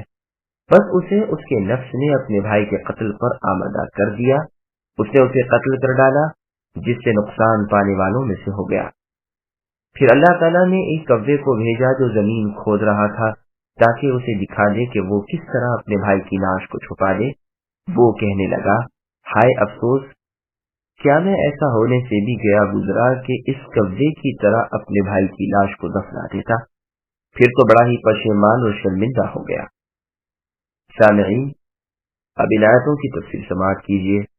واقعہ حابیل و قابیل اور حسد و بغض کا انجام۔ اس قصے میں حسد و بغض، سرکشی اور تکبر کا انجام بد بیان ہو رہا ہے کہ کس طرح آدم علیہ السلام کی دو صلبی بیٹوں میں کشمکش ہو گئی اور ایک اللہ کا ہو کر مظلوم بن کر مار ڈالا گیا اور اپنا ٹھکانہ جنت میں بنا لیا، اور دوسرے نے اسے ظلم و زیادتی کے ساتھ بے وجہ قتل کیا اور دونوں جہانوں میں برباد ہوا۔ اللہ فرماتے ہیں، اے نبی صلی اللہ علیہ وسلم، انہیں یعنی آپ کے ساتھیوں کو آدم علیہ السلام کے دونوں بیٹوں کا صحیح بے کم و کاشت قصہ سنا دو۔ ان دونوں کا نام حابیل و قابیل تھا۔ مرضی ہے کہ چونکہ اس وقت دنیا کی ابتدائی حالت تھی، اس لیے یوں ہوتا تھا کہ آدم علیہ السلام کے ہاں ایک حمل سے لڑکا لڑکی دو ہوتے تھے، پھر دوسرے حمل میں بھی اسی طرح، تو اس حمل کا لڑکا اور دوسری حمل کے لڑکی، ان دونوں کا نکاح کر دیا جاتا تھا۔ حابیل کی بہن تو خوبصورت نہ تھی اور قابیل کی بہن خوبصورت تھی، تو قابیل نے چاہا کہ اپنی ہی بہن سے اپنا نکاح کر لے۔ آدم علیہ السلام نے اس سے منع کیا۔ آخر یہ فیصلہ ہوا کہ تم دونوں اللہ کے نام پر کچھ نکالو، جس کی خیرات قبول ہو جائے اس کا نکاح اس کے ساتھ کر دیا جائے گا۔ حابیل کی خیرات قبول ہو گئی، پھر وہ ہوا جس کا بیان قرآن کی ان آیتوں میں ہے۔ مفسرین کے اقوال سنیے۔ آدم علیہ السلام کی صلبی اولاد کے نکاح کا قاعدہ جو اوپر مذکور ہوا بیان فرمانے کے بعد مرتی ہے کہ بڑا بھائی قابیل کھیتی کرتا تھا اور حابیل جانوروں والا تھا۔ قابیل کی بہن بنسبت حابیل کی بہن کے خوب رو تھی۔ جب حابیل کا پیغام اس سے ہوا تو قابیل نے انکار کر دیا اور اپنا نکاح اس سے کرنا چاہا۔ آدم علیہ السلام نے اس سے روکا۔ اب دونوں نے خیرات نکالی کہ جس کی قبول ہو جائے وہ نکاح کا زیادہ حقدار ہے۔ آدم علیہ السلام اس وقت مکہ چلے گئے کہ دیکھیں کیا ہوتا ہے۔ اللہ تعالیٰ نے آدم علیہ السلام سے فرمایا، زمین پر جو میرا گھر ہے اسے جانتے ہو؟ آپ علیہ السلام نے کہا، نہیں، حکم ہوا مکے میں ہے، تم وہیں جاؤ۔ آدم علیہ السلام نے آسمان سے کہا کہ میرے بچوں کی تو حفاظت کرے گا، اس نے انکار کیا۔ زمین سے کہا، وہ بھی انکاری ہو گئی۔ پہاڑوں سے کہا، انہوں نے بھی انکار کیا۔ قابیل سے کہا، اس نے کہا، ہاں میں محافظ ہوں، آپ جائیے، آ کر ملاحظہ فرما لیں گے اور خوش ہوں گے۔ اب حابیل نے خوبصورت موٹی تازی بھیڑ نام ربانی پر ذبح کی اور بڑے بھائی نے اپنی کھیتی کا حصہ اللہ کی راہ میں نکالا۔ آگ آئی اور حابیل کی نظر تو جلا گئی، جو اس زمانے میں قبولیت کی علامت تھی، اور قابیل کی نظر قبول نہ ہوئی، اس کی کھیتی یوں ہی رہ گئی۔ اس نے اللہ کی راہ کرنے کے بعد اس نے اچھی بالیں توڑ کر کھا لی تھی۔ چونکہ قابیل اب مایوس ہو چکا تھا کہ اس کے نکاح میں اس کی بہن نہیں آنے کی، اس لیے اپنے بھائی کو قتل کی دھمکی دی تھی۔ اس نے کہا، اللہ تعالیٰ تقوی والوں کی قربانی قبول فرماتے ہیں، اس میں میرا کیا قصور ہے؟ ایک روایت میں یہ بھی ہے، یہی بھیڑ جنت میں پلتی رہی اور یہی وہ بھیڑ ہے جسے ابراہیم علیہ السلام نے اپنے بچے کے بدلے ذبح کیا۔ ایک روایت میں ہے کہ حابیل نے اپنے جانوروں میں سے بہترین اور مرغوب و محبوب جانور اللہ کے نام قربان کیا اور خوشی کے ساتھ، برخلاف اس کے قابیل نے اپنی کھیتی میں سے نہایت ردی اور باہیہ چیز، اور وہ بھی مرے جی سے، اللہ تعالیٰ کے نام نکالی تھی۔ حابیل تو مندی اور طاقتوری میں قابیل سے زیادہ تھا، تاہم اللہ کے خوف کی وجہ سے اس نے اپنے بھائی کی ظلم و زیادتی سہ لی اور ہاتھ نہ اٹھایا۔ بڑے بھائی کی قربانی جب قبول نہ ہوئی اور آدم علیہ السلام نے اس سے کہا تو اس نے کہا کہ آپ چونکہ حابیل کو چاہتے ہیں اس لیے دعا کی تو اس کی قربانی قبول ہو گئی۔ اب اس نے ٹھان لی کہ میں اس کانٹے ہی کو اکھاڑ ڈالوں گا، یعنی اپنے بھائی کو قتل کر کے ہی دم لوں گا۔ موقع کا منتظر تھا۔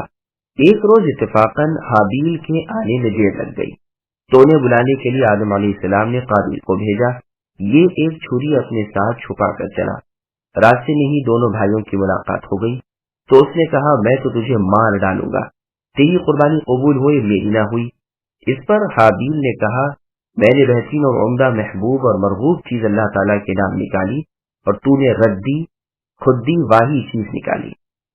اللہ تعالیٰ متقیوں ہی کی نیکی قبول کرتے ہیں۔ اس پر وہ اور بگڑا اور چھری گھونپ دی۔ حابیل کہتے رہ گئے کہ اللہ کو کیا جواب دے گا، اللہ تعالیٰ کے ہاں اس ظلم کا بدلہ تجھ سے بری طرح لیا جائے گا، اللہ تعالیٰ کا خوف کر مجھے قتل نہ کر۔ لیکن اس بے رحم نے اپنے بھائی کو مار ہی ڈالا۔ قابیل نے اپنی ہی بہن سے اپنا نکاح کرنے کی ایک وجہ یہ بھی بیان کی تھی کہ ہم دونوں جنت میں پیدا ہوئے ہیں اور یہ دونوں زمین میں پیدا ہوئے ہیں، اس لیے میں ہی اس کا حقدار ہوں۔ یہ بھی مروی ہے کہ قابیل نے گیہوں نکالے تھے اور حابیل نے گائے کی قربانی کی تھی، چونکہ اس وقت کوئی مسکین تو تھا ہی نہیں جسے صدقہ دیا جائے، اس لیے یہی دستور تھا کہ صدقہ نکال دیتے، آگ آسمان سے آتی اور اسے جلا جاتی۔ یہ نشان تھا قبولیت کا۔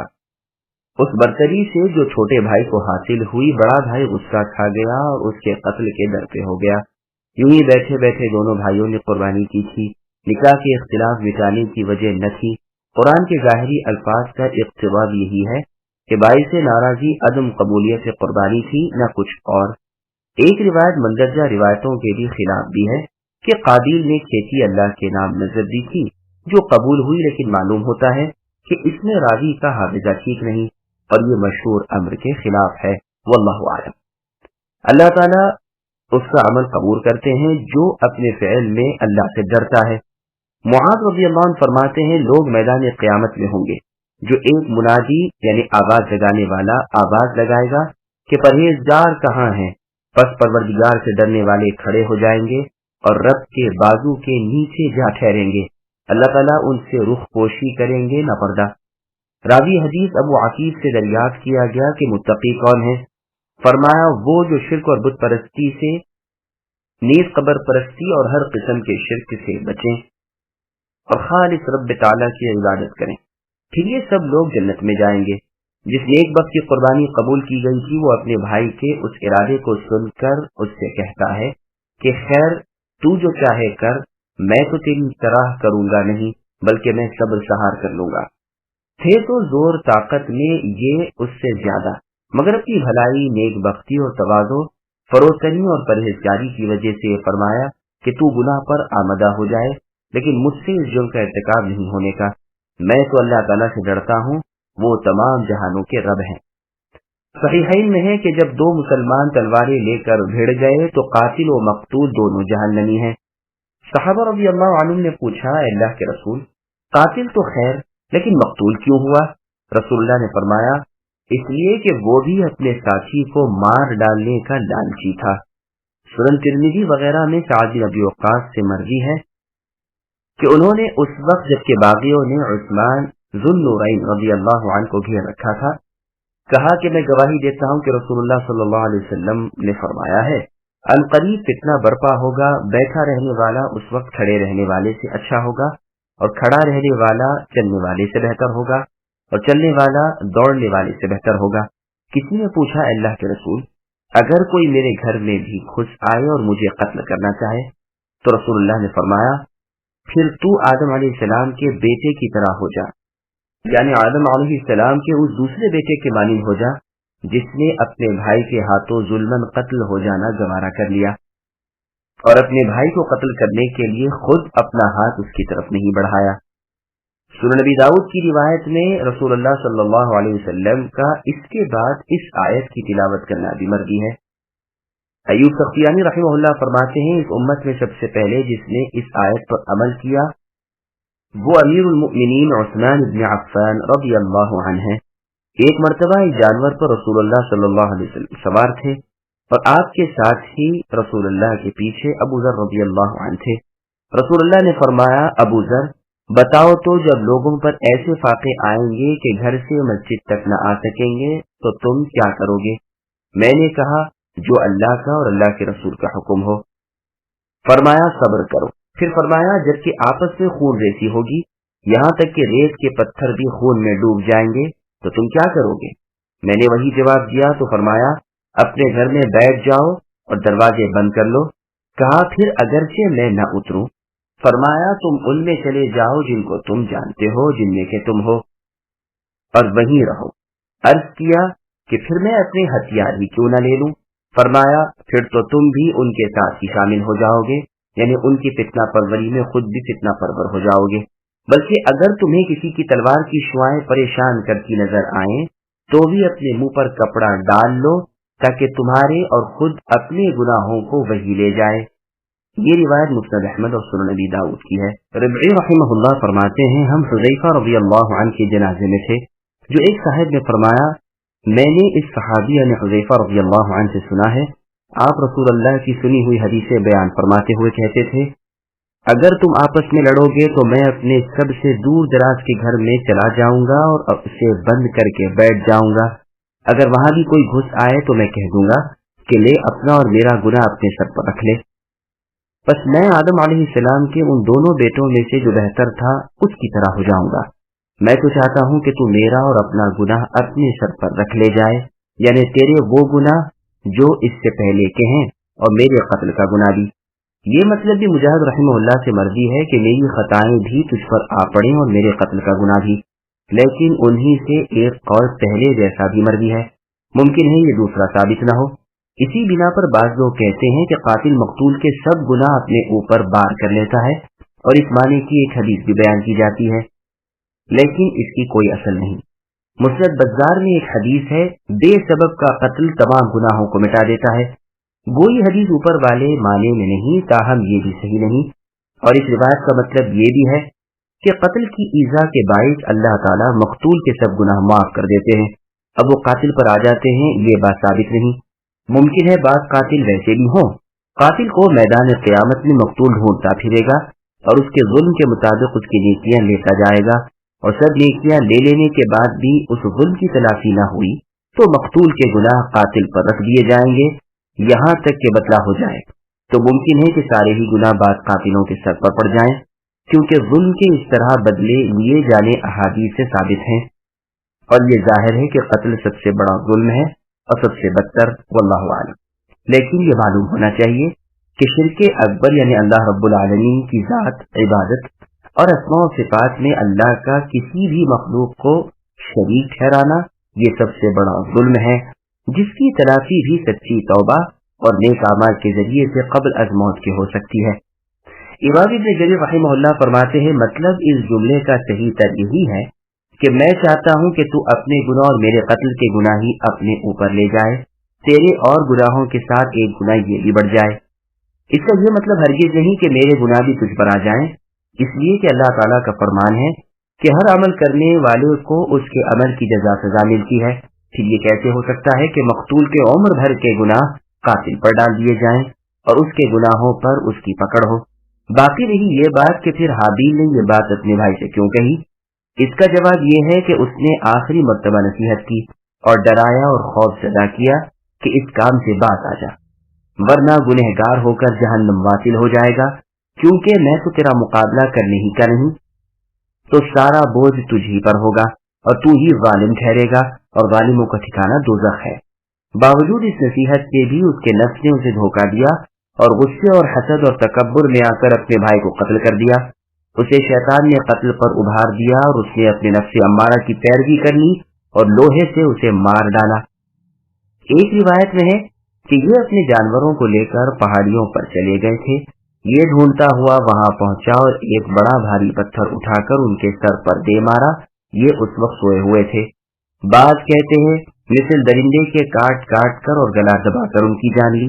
ये भी कहा गया है कि शैतान ने जब देखा कि उसे कत्ल करने का ढंग नहीं आता, ये उसकी गर्दन मरोड़ रहा है, तो उस लईन शैतान ने एक जानवर पकड़ा, उसका सर एक पत्थर पर रखकर ऊपर से दूसरा पत्थर जोर से दे मारा, जिससे वो जानवर उसी वक्त मर गया।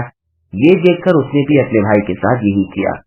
ये भी मर्जी है कि चूंकि अब तक जमीन पर कोई कत्ल नहीं हुआ था, तो कादिर अपने भाई को गिराकर कभी उसकी आंखें बंद करता, कभी उसे थप्पड़ और घूंसे मारता। ये देखकर इब्लीस लईन उसके पास आया और उससे बतलाया कि पत्थर लेकर उसका सर कुचल डाल। जब उसने कुचल डाला तो लईन दौड़ता हुआ हव्वा अलैहिस्सलाम के पास आया और कहा, काबिल ने हाबील को कत्ल कर दिया। उन्होंने पूछा, कत्ल कैसे होता है? कहा, अब न वो खाता है न पीता है, न बोलता चालता है न हलता जुलता है। कहा, शायद मौत आ गई। उसने कहा, हाँ वही मौत। अब तो हव्वा अलैहिस्सलाम चीखने चिल्लाने लगी। इतने में आदम अलैहिस्सलाम आए। पूछा कि क्या बात है, लेकिन ये जवाब न दे सकी। आप अलैहिस्सलाम ने दोबारा दरियात फरमाया, लेकिन फर्क गम और रंज की वजह से उनकी जबान न उठी। तो कहा, अच्छा तू ए हव्वा और तेरी बेटियां हाय वाय में ही रहेंगी और मैं और मेरे बेटे इससे बरी हैं। काबिल खसारे टूटे और नुकसान वाला हो गया, दुनिया और आखिरत दोनों ही बिगड़ी। सही बुखारी, मुस्लिम, नीस, तिरमिजी, इब्न माजा, मुस्नद अहमद वगैरह में रसूलुल्लाह की हदीस है। आप फरमाते हैं, जो इंसान जुल्म से कत्ल किया जाता है उसके खून का बोझ आदम अलैहिस्सलाम के उस पहले लड़के पर भी पड़ता है, इसलिए कि उसी ने सबसे पहले जमीन पर खून नाहक गिराया है। मुजाहिद रहमहुल्लाह का कौल है कि कातिल के एक पैर की पिंडली को रान से इस दिन लटका दिया गया और उसका मुंह सूरज की तरफ कर दिया गया। उसके घूमने के साथ घूमता रहता है। जाड़ों और गर्मियों में आग और बर्फ के गड्ढे में वो अजाब दिया जाता है। अब्दुल्लाह रज़ियल्लाहु अन्हु से मर्जी है कि जहन्नम का आधो आध अजाब सिर्फ इस एक को हो रहा है, सबसे बड़ा अजाब इसी को है और यही सबसे बड़ा अजाब है। जमीन के हर कत्ल का हिस्सा गुनाह इसके जिम्मे है। इब्राहिम नखई रहमहुल्लाह फरमाते हैं, इस पर और शैतान पर हर खून नाहक का बोझ पड़ता है। जब मार डाला तो अब ये मालूम न था कि क्या करें, किस तरह इसे छिपाए, तो अल्लाह ताला ने दो कव्वे भेजे। वो दोनों भी आपस में भाई भाई थे। ये उसके सामने लड़ने लगे, यहाँ तक कि एक ने दूसरे को मार डाला। फिर एक गड्ढा खोद कर उसने उसकी लाश को रखकर ऊपर से मिट्टी डाल दी। ये देखकर काबिल की समझ में भी ये तरकीब आ गई और उसने भी ऐसा ही किया। अली रज़ियल्लाहु अन्हु से मर्जी है कि अज खुद मरे हुए एक कव्वे को दूसरे कव्वे ने इस तरह गड्ढा खोद कर दफन किया था। ये भी मर्जी है कि साल भर तक तो काबिल अपने भाई की लाश अपने कंधे पर लादे फिरता रहा। फिर कव्वे को देखकर अपने नफ्स पर मलामत करने लगा कि मैं इतना भी न कर सका। ये भी कहा गया है कि मार कर वो फिर बहुत पछताया और लाश को गोद में रखकर बैठ गया, और इसलिए भी कि सबसे पहले मस्जिद और सबसे पहला कत्ल रोए जमीन पर यही था। अहले तौरात कहते हैं कि जब काबिल ने अपने भाई हाबिल को कत्ल किया तो अल्लाह ताला ने उससे पूछा कि तेरे भाई हाबिल को क्या हुआ? उसने कहा, मुझे क्या खबर, मैं इसका निगहबान तो था ही नहीं। अल्लाह ताला ने फरमाया, सुन, तेरे भाई का खून जमीन में से मुझे पुकार रहा है, तुझ पर मेरी लानत है।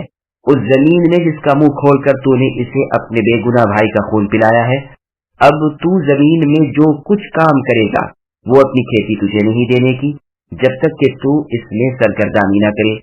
उसने इस काम को कर तो लिया, लेकिन फिर तो बड़ा ही नादिम हुआ। नुकसान के साथ ही पछतावा, गोया अजाब पर अजाब था।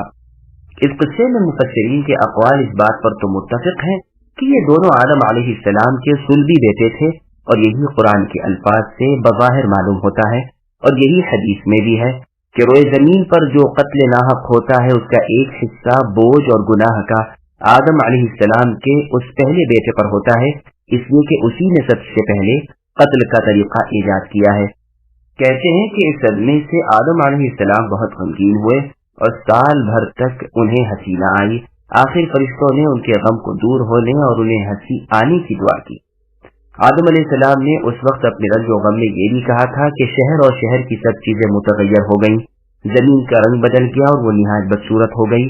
हर चीज का रंग व मजा जाता रहा और कशिश वाले चेहरों की मलाहत भी सल्ब हो गई। इस पर उन्हें जवाब दिया गया कि इस मुर्दे के साथ इस जिंदे ने भी गोया अपने आप को हलाक कर दिया, और जो बुराई कातिल ने की थी उसका बोझ उस पर आ गया। बज़ाहिर मालूम होता है कि काबिल को उसी वक्त कोई सजा दी गई।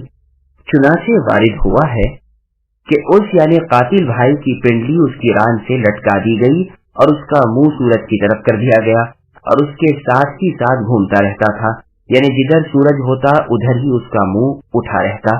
सुनन नबी दाऊद की सही हदीस में है, रसूलुल्लाह फरमाते हैं, जितने गुनाह इस लायक हैं कि बहुत जल्द उनकी सजा दुनिया में दी जाए और फिर आखिरत के जबरदस्त अजाब बाकी रहे, उनमें सबसे बढ़कर गुनाह सरकशी और कतई रहमी है। तो काबिल में ये दोनों बातें जमा हो गईं। इन्ना लिल्लाहि व इन्ना इलैहि राजिऊन। सामईन ये याद रहे कि इस किस्से की तफसीलात जिस कदर बयान हुई हैं, इनमें से अक्सर व बेशतर हिस्सा اہل کتاب سے اخذ کیا ہوا ہے، واللہ اعلم۔ جن سے روایتیں اخذ کر لیں یا ان کی تردید کر لیں یا ان کے سلسلے میں سکوت اختیار کرنے کی تفاصیل امام ابن کثیر رحمہ اللہ نے اپنی اسی تفسیر کے مقدمے میں ذکر فرما دی ہیں۔ من أجل ذلك كتبنا على بني إسرائيل أنه من قتل نفسا بغير نفس أو فساد في الأرض فكأنما قتل الناس جميعا ومن أحياها فكأنما أحيا الناس جميعا ولقد جاءتهم رسلنا بالبينات ثم إن كثيرا منهم بعد ذلك في الأرض لمسرفون إنما جزاء الذين يحاربون الله ورسوله ويسعون في الأرض فسادا أن يقتلوا أو يصلبوا أو تقطع أيديهم وأرجلهم من خلاف أو ينفوا من الأرض ذلك لهم خزي في الدنيا ولهم في الآخرة عذاب عظيم إلا الذين تابوا من قبل أن تقدروا عليهم فاعلموا أن الله غفور رحيم۔ اسی وجہ سے ہم نے بنی اسرائیل پر یہ لکھ دیا کہ جو شخص کسی کو بغیر اس کے کہ وہ کسی کا قاتل ہو یا زمین میں فساد مچانے والا ہو قتل کر ڈالے تو گویا اس نے تمام لوگوں کو قتل کر دیا، اور جو شخص کسی ایک کی جان بچا لے اس نے گویا تمام لوگوں کو بچا لیا۔ ان کے پاس ہمارے بہت سے رسول ظاہر دلیلیں لے کر آئے، لیکن پھر اس کے بعد بھی ان میں سے اکثر لوگ زمین میں ظلم و زیادتی اور زبردستی کرنے والے ہی رہے۔ ان کی سزا جو اللہ تعالیٰ سے اور اللہ کے رسول سے لڑیں اور زمین میں فساد کرتے پھریں یہی ہے کہ وہ قتل کر دیے جائیں یا سولی چڑھا دیے جائیں یا الٹے طور سے ان کے ہاتھ پاؤں کاٹ دیے جائیں یا انہیں جلا وطن کر دیا جائے۔ یہ تو ہوئی ان کی دنیا کی ذلت اور خواری، اور آخرت میں ان کے لیے بڑا بھاری عذاب ہے۔ ہاں جو لوگ اس سے پہلے توبہ کر لے کہ تم ان پر اختیار پالو تو یقین مانو کہ اللہ تعالیٰ بہت بڑی بخشش اور رحم و کرم کرنے والے ہیں۔ سامعین ان آیتوں کی تفسیر سماعت کیجیے۔ انسانی جان کی قدر و قیمت۔ اللہ تعالیٰ کا فرمان ہے کہ آدم علیہ السلام کے اس لڑکے کے قتل بیجا کی وجہ سے ہم نے بنی اسرائیل سے صاف فرما دیا، ان کی کتاب میں لکھ دیا اور ان کے لیے اس حکم کو حکم شرعی کر دیا کہ جو شخص کسی ایک کو بلا وجہ مار ڈالے، نہ اس نے کسی کو قتل کیا تھا نہ اس نے زمین میں فساد پھیلایا تھا، تو گویا اس نے تمام لوگوں کو قتل کیا، اس لیے کہ رب کے نزدیک ساری مخلوق یکساں ہے، اور جو کسی بے قصور شخص کے قتل سے باز رہے اسے حرام جانے، تو گویا اس نے تمام لوگوں کو بچا لیا، اس لیے کہ سب لوگ اس طرح سلامتی کے ساتھ رہیں گے۔ امیر المؤمنین عثمان رضی اللہ عنہ کو جب باغی خوارج گھیر لیتے ہیں تو ابو ہریرہ رضی اللہ عنہ ان کے پاس جاتے ہیں اور کہتے ہیں میں آپ کی طرفداری میں آپ کے مخالفین سے لڑنے کے لیے آیا ہوں، آپ ملاحظہ فرمائیے کہ اب پانی سر سے اونچا ہو گیا ہے۔ یہ سن کر خلیفۃ المسلمین امیر المؤمنین ذو النورین عثمان رضی اللہ عنہ نے فرمایا کیا آپ اس بات پر آمدہ ہیں کہ سب لوگوں کو قتل کر دیں جن میں ایک میں بھی ہوں؟ ابو ہریرہ رضی اللہ عنہ نے فرمایا نہیں۔ فرمایا سنو، ایک کو قتل کرنا ایسا برا ہے جیسے سب کا قتل کرنا، جاؤ واپس لوٹ جاؤ، میری یہی خواہش ہے، اللہ تعالیٰ آپ کو اجر دیں اور گناہ نہ دیں۔ یہ سن کر ابو ہریرہ رضی اللہ عنہ واپس لوٹ گئے اور نہ لڑے۔ مطلب یہ ہے کہ قتل کا اجرا دنیا کی بربادی کا باعث ہے اور اس کی روک لوگوں کی زندگی کا سبب ہے۔ سعید بن جبیر رحمہ اللہ فرماتے ہیں کہ ایک مسلمان کا خون حلال کرنے والا تمام لوگوں کا قاتل ہے، اور ایک مسلم کے خون کو بچانے والا گویا تمام مسلمانوں کو بچا رہا ہے۔ ابن عباس رضی اللہ عنہ فرماتے ہیں کہ نبی کو اور عادل مسلم بادشاہ کو قتل کرنے والے پر ساری دنیا کے انسانوں کے قتل کا گناہ ہے، اور نبی اور امام عادل کے بازو مضبوط کرنا دنیا کو بچا لینا ہے۔ یہ روایت تفسیر ابن جریر میں ہے۔ ایک اور روایت میں ہے کہ ایک کو بے وجہ مار ڈالتے ہی جہنمی ہو جاتا ہے، گویا سب کو مار ڈالا ہے۔ مجاہد رحمہ اللہ فرماتے ہیں مومن کو بے وجہ شرعی مار ڈالنے والا جہنمی دشمن رب کا ملعون اور مستحق سزا ہو جاتا ہے۔ پھر اگر وہ سب لوگوں کو بھی مار ڈالتا ہے تو اس سے زیادہ عذاب اسے اور کیا ہوتا۔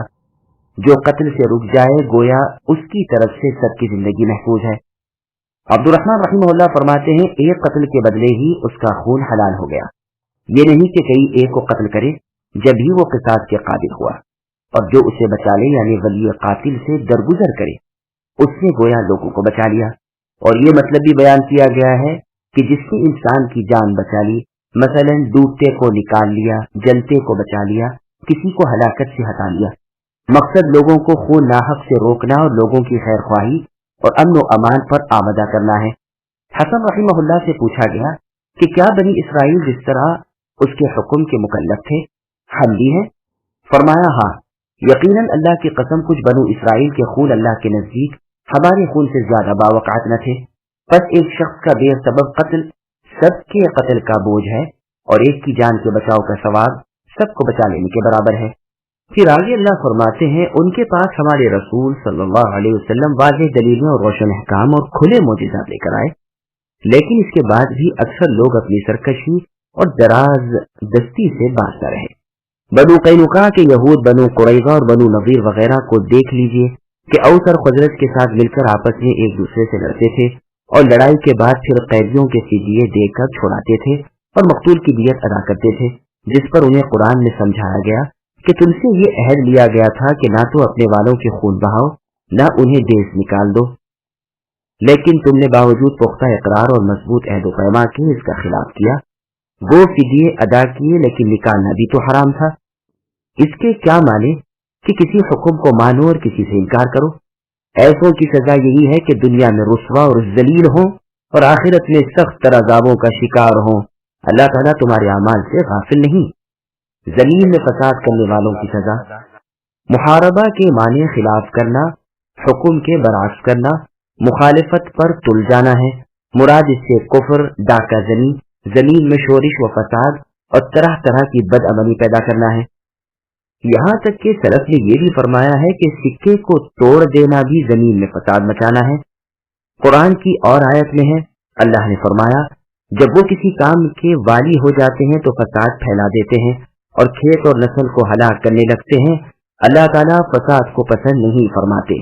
ये आयत मुशरिकीन के बारे में नासिल हुई है, इसलिए कि इसमें यह भी है कि जब ऐसा शख्स इन कामों के बाद मुसलमानों के हाथों में गिरफ्तार होने से पहले ही तौबा कर ले तो फिर उस पर कोई मुआखजा नहीं, बरखिलाफ उसके कि अगर मुसलमान इन कामों को करे और भागकर कुफ्फार में जा मिले तो हद शरई से आजाद न होगा। इब्न अब्बास रज़ियल्लाहु अन्हुमा फरमाते हैं, ये आयत मुशरिकों के बारे में उतरी है, फिर इनमें से जो कोई मुसलमान के हाथ आ जाने से पहले तौबा कर ले तो जो हुक्म उस पर उसके फेल के बाइस साबित हो चुका वो टल नहीं सकता। उबई रज़ियल्लाहु अन्हु से मर्जी है कि अहले किताब के एक गिरोह से रसूलुल्लाह सल्लल्लाहु अलैहि वसल्लम का मुआहदा हो गया था, लेकिन उन्होंने उसे तोड़ दिया और फसाद मचाया। इस पर अल्लाह ताला ने अपने नबी मोहम्मद सल्लल्लाहु अलैहि वसल्लम को इख्तियार दिया कि अगर आप चाहें इन्हें कत्ल कर दें और अगर चाहें उल्टे सीधे हाथ पांव कटवा दें। साद रज़ियल्लाहु अन्हु फरमाते हैं, ये हरूरिया खवारिज के बारे में नाजिल हुई है। सही ये है कि जो भी ये काम करे उसके लिए हुक्म है। चुनांचे बुखारी और मुस्लिम में है कि कबीले उकल के 8 आदमी रसूलुल्लाह के पास आए। आपने उनसे फरमाया, अगर तुम चाहो तो हमारे चरवाहों के साथ चले जाओ, ऊँटों का दूध और उनका पेशाब तुम्हें मिलेगा, उसे पियो। चुनांचे ये गए और जब उनकी बीमारी जाती रही तो उन्होंने उन चरवाहों को मार डाला और ऊँट लेकर चलते बने। रसूलुल्लाह को जब ये खबर पहुंची तो आपने सहाबा रज़ियल्लाहु अन्हुम को उनके पीछे दौड़ाया कि उन्हें पकड़ लाओ। चुनांचे ये गिरफ्तार किए गए और रसूलुल्लाह के सामने पेश किए गए। फिर इनके हाथ पांव काट दिए गए और आंखों में गर्म सिलाइयां फेरी गईं और धूप में पड़े हुए तड़प तड़प कर मर गए। सही मुस्लिम में है, या तो ये लोग उकल के थे या उरैना कबीले के। ये पानी मांगते थे मगर इन्हें पानी न दिया गया, न इनके जख्म दागे गए। इन्होंने चोरी भी की थी, कत्ल भी किया था, ईमान के बाद कुफ्र भी किया था और अल्लाह रसूल सल्लल्लाहु अलैहि वसल्लम से लड़े भी थे। इन्होंने चरवाहों की आंखों में गर्म सिलाइयां भी फेरी थी। मदीने की आबो हवा उस वक्त बेहतर न थी, बरसान की बीमारी थी। रसूलुल्लाह ने उनके पीछे 20 अंसारी घुड़सवार भेजे थे और एक पद्धी था जो निशान कदम देखकर रहबरी करता जाता था। मौत के वक्त उनकी प्यास के मारे ये हालत थी कि जमीन चाट रहे थे। उन्हीं के बारे में ये आयत उतरी है। सही बुखारी में है कि हज्जाज इब्न यूसुफ अस-सक़फ़ी ने अनस रज़ियल्लाहु अन्हु से सवाल किया कि सबसे बड़ी और सबसे सख्त सजा जो रसूलुल्लाह ने किसी को दी हो उसे बयान करो। تو آپ رضی اللہ عنہ نے یہی واقعہ بیان فرمایا۔ اس میں یہ بھی ہے کہ یہ لوگ بحرین سے آئے تھے، بیماری کی وجہ سے ان کے رنج زرد پڑ گئے تھے اور پیٹ بڑھ گئے تھے، تو نبی صلی اللہ علیہ وسلم نے انہیں فرمایا جاؤ اونٹوں میں رہو، ان کا دودھ اور پیشاب پیو۔ انس رضی اللہ عنہ فرماتے ہیں کہ پھر میں نے دیکھا حجاج نے تو اس روایت کو اپنے مظالم کی دلیل بنا لیا، تب تو مجھے سخت ندامت ہوئی کہ میں نے اسے یہ حدیث کیوں بیان کی۔ اور روایت میں ہے کہ ان میں سے 4 شخص تو عرینہ قبیلے کے تھے اور 3 عقل کے تھے، یہ سب تندرست ہو گئے تو مرتد بن گئے۔ اور روایت میں ہے کہ راستے بھی انہوں نے بند کر دیے تھے اور زناکار بھی تھے۔ یہ جب آئے تو ان کے پاس بوجہ فقیری کے پہننے کے کپڑے تک نہ تھے، یہ قتل و غارت کر کے بھاگ کر اپنے شہر کو جا رہے تھے۔ جریر رضی اللہ عنہ فرماتے ہیں کہ یہ اپنی قوم کے پاس پہنچنے والے ہی تھے جو ہم نے انہیں جا لیا۔ وہ پانی مانگتے تھے اور رسول اللہ فرماتے تھے اب تو پانی کے بدلے جہنم کی آگ ملے گی۔ اس روایت میں یہ بھی ہے کہ آنکھوں میں سلائیاں پھیرنا اللہ کو ناپسند آیا، لیکن یہ حدیث ضعیف اور غریب ہے۔ لیکن اس سے یہ معلوم ہوا کہ جو لشکر ان مرتدوں کی گرفتار کرنے کے لیے بھیجا گیا تھا ان کے سردار جریر رضی اللہ عنہ تھے۔ ہاں اس روایت میں یہ فقرہ بالکل منکر ہے کہ اللہ تعالیٰ نے ان کی آنکھوں میں سلائیاں پھیرنا مکروہ رکھا، اس لیے کہ صحیح مسلم میں یہ موجود ہے کہ انہوں نے چرواہوں کے ساتھ بھی یہی کیا تھا، بس یہ اس کا بدلہ اور ان کا قصاص تھا جو انہوں نے ان کے ساتھ کیا تھا، وہی ان کے ساتھ کیا گیا۔ واللہ اعلم۔ صحیح مسلم کی اور روایت میں ہے کہ یہ لوگ بنو فزارہ کے تھے۔ اس واقعے کے بعد رسول اللہ نے یہ سزا کسی کو نہیں دی۔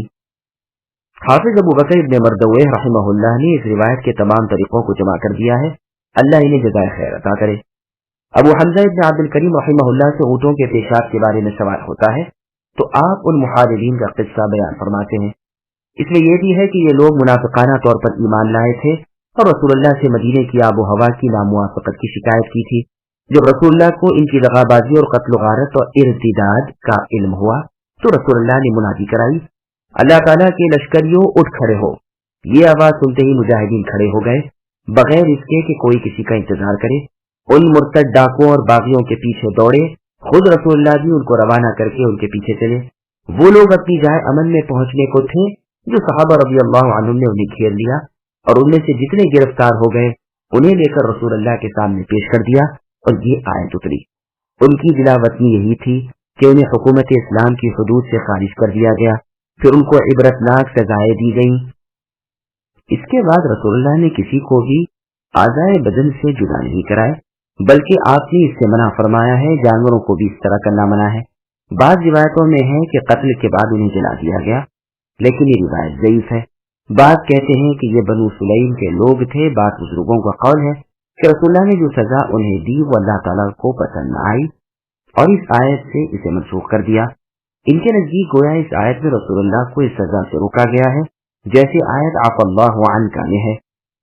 اور بعض کہتے ہیں کہ رسول اللہ نے مسئلہ کرنے سے یعنی ہاتھ پاؤں کان ناک کاٹنے سے جو ممانعت فرمائی ہے اس حدیث سے یہ سزا منسوخ ہو گئی، لیکن ہے ذرا یہ تأمل طلب، یہ بھی سوال طلب امر ہے کہ ناسخ کی تاخیر کی دلیل کیا ہے۔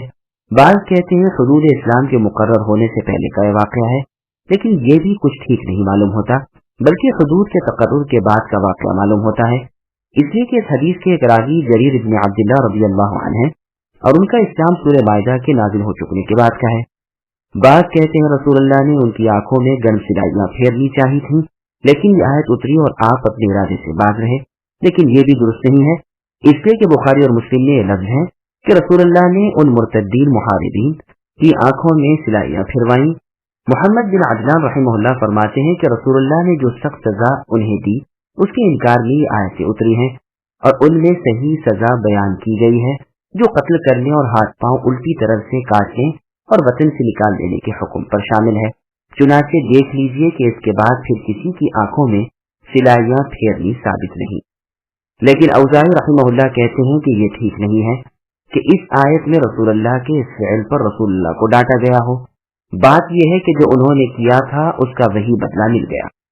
اب آیت نازل ہوئی جس نے ایک خاص حکم ایسے لوگوں کا بیان فرمایا اور اس میں آنکھوں میں گرم سلائیاں پھیرنے کا حکم نہیں دیا۔ اس آیت سے جمہور علماء نے دلیل پکڑی ہے کہ راستوں کی بندش کر کے لڑنا اور شہر میں لڑنا دونوں برابر ہیں، کیونکہ لفظ وَيَسْعَوْنَ فِي الْأَرْضِ فَسَادًا کے ہیں۔ امام مالک، اوزاعی، لیث शाफिई और अहमद बिन हम्बल रहिमहुमुल्लाह का यही मजहब है कि बागी लोग ख्वाह शहर में ऐसा फितना मचाएं या बैरून शहर में, इनकी सजा यही है। बल्कि इमाम मालिक रहिमहुल्लाह तो यहाँ तक फरमाते हैं कि अगर कोई शख्स दूसरे को उसके घर में इस तरह धोखाधड़ी से मार डाले तो उसे पकड़ लिया जाएगा और उसका तमाम माल और असबाब जो उसके पास है ले लिया जाएगा और उसे कत्ल कर दिया जाएगा। और खुद इमाम वक्त उन कामों को अज खुद करेगा, न कि मकतूल के औलिया के हाथ में ये काम हो। बल्कि अगर वो दरगुजर करना चाहें तो भी उनके इख्तियार में नहीं, बल्कि ये जुर्म बेवास्ता हुकूमत इस्लामिया का है। अबू हनीफा का मजहब ये नहीं। उनका कहना है कि मुहारबा उसी वक्त माना जाएगा जबकि शहर के बाहर ऐसे फसाद कोई करे, क्योंकि शहरों में तो इमदाद का पहुंचना मुमकिन है, रास्तों में ये बात मुमकिन सी है। जो सजा इन मुहारिबीन की बयान हुई है, इसके बारे में इब्न अब्बास रज़ियल्लाहु अन्हुमा फरमाते हैं, जो शख्स मुसलमानों पर तलवार उठाए, रास्तों को पुरखतर बनाए, इमामुल मुस्लिमीन यानी हाकिम वक्त को इन तीनों सजाओं में से जो सजा देना चाहे उसका इख्तियार है। यही कौल और भी बहुत सौ का है और इस तरह का इख्तियार ऐसी है और आयतों के अहकाम में भी मौजूद है। जैसे महरम जो शिकार खेले उसका बदला शिकार के बराबर की कुर्बानी या मसाकीन का खाना, उसके बराबर के रोजे, बीमारी या सर की तकलीफ की वजह से हालत इहराम में सर मुंडवाने और खिलाफ इहराम काम करने वाले के फिदिये में भी रोजे या सदक़े या कुर्बानी का बयान है। कसम के कफारे में दरमियाने दर्जे का खाना 10 मिस्कीनों का या उनका कपड़ा या एक गुलाम की आजादगी है। तो जिस तरह यहाँ इन सूरतों में से किसी एक के पसंद कर लेने का इख्तियार है, इसी तरह ऐसे मुहारिब मुर्तद लोगों की सजा भी या तो कत्ल है या हाथ पांव उल्टी तरफ से काटना है या जिला वतन करना। और जुमहूर का कौल है कि ये आयत कई अहवाल में है। जब डाकू कत्ल गारत दोनों के मुर्तकिब हुए हों तो काबिल दार और गर्दन जख्मी है, और जब सिर्फ कत्ल सरजद हुआ तो कत्ल का बदला सिर्फ कत्ल है, और अगर फकत मार लिया हो तो हाथ पांव उल्टे सीधे काट दिए जाएंगे। और जबकि रास्ते पुरखतर कर दिए हों, लोगों को खौफजदा कर दिया हो और किसी गुनाह के मुर्तकिब न हुए हों और गिरफ्तार कर लिए जाएं तो सिर्फ जिलावतनी है। अक्सर सलफ और अइम्मा का यही मजहब है।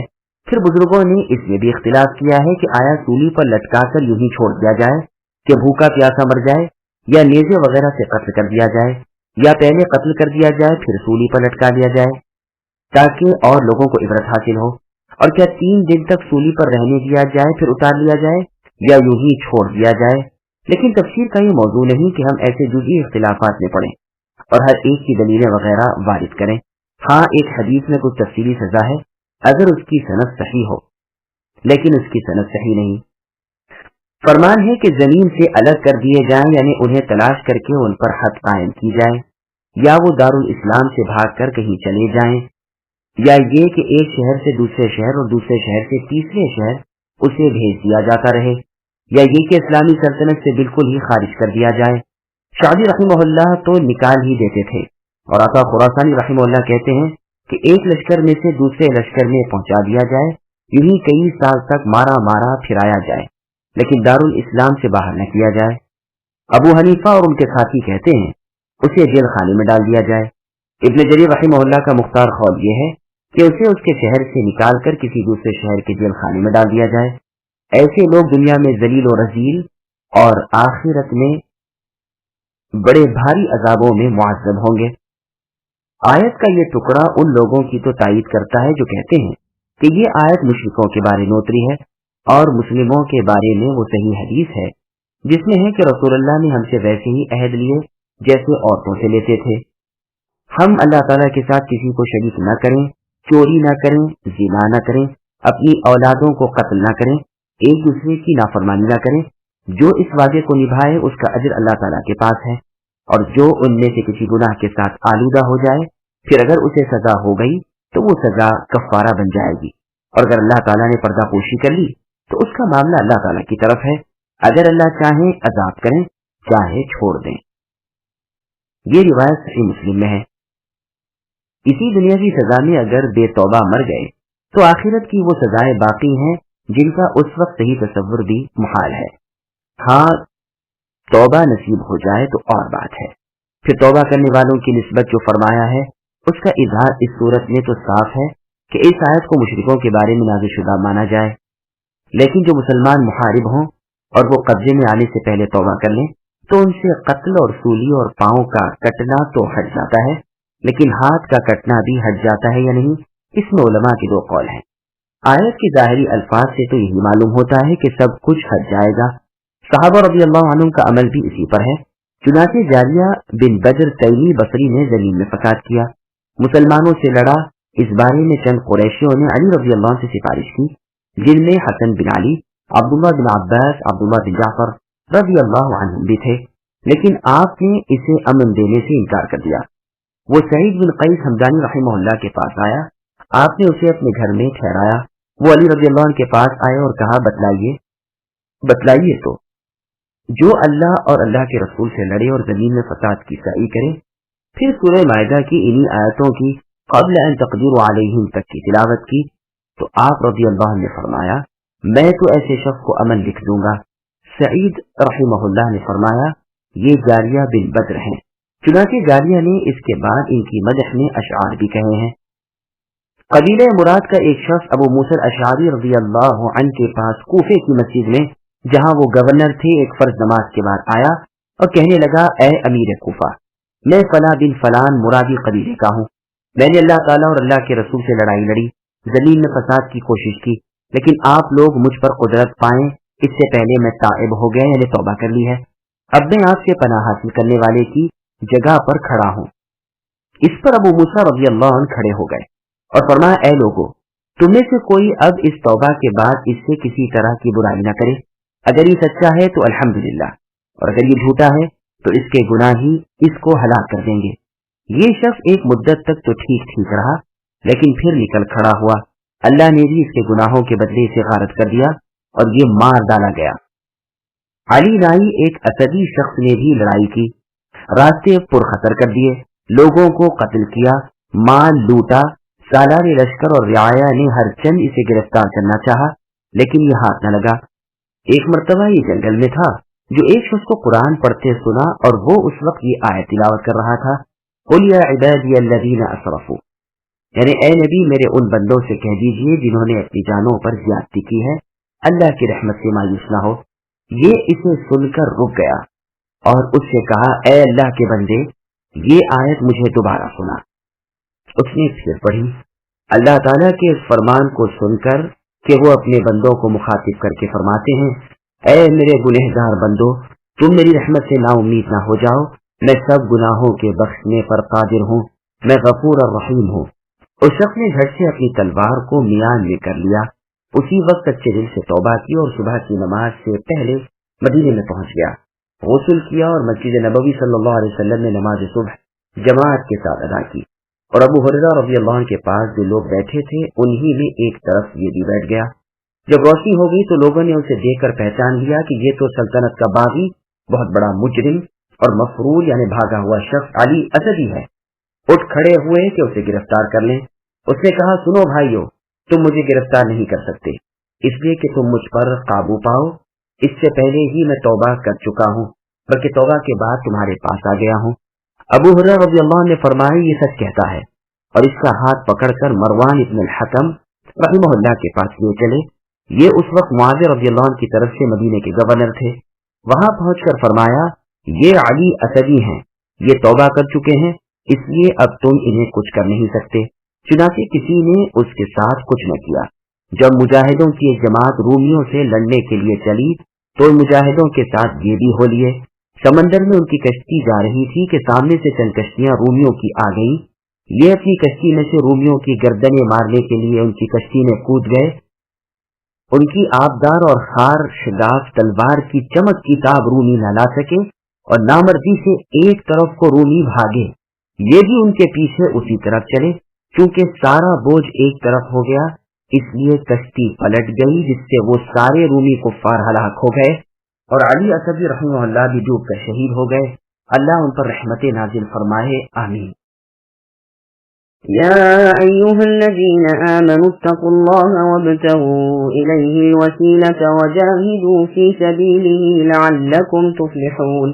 إن الذين كفروا لو أن لهم ما في الأرض جميعا ومثله معه ليفتدوا به من عذاب يوم القيامة ما تقبل منهم ولهم عذاب أليم يريدون أن يخرجوا من النار وما هم بخارجين منها ولهم عذاب مقيم.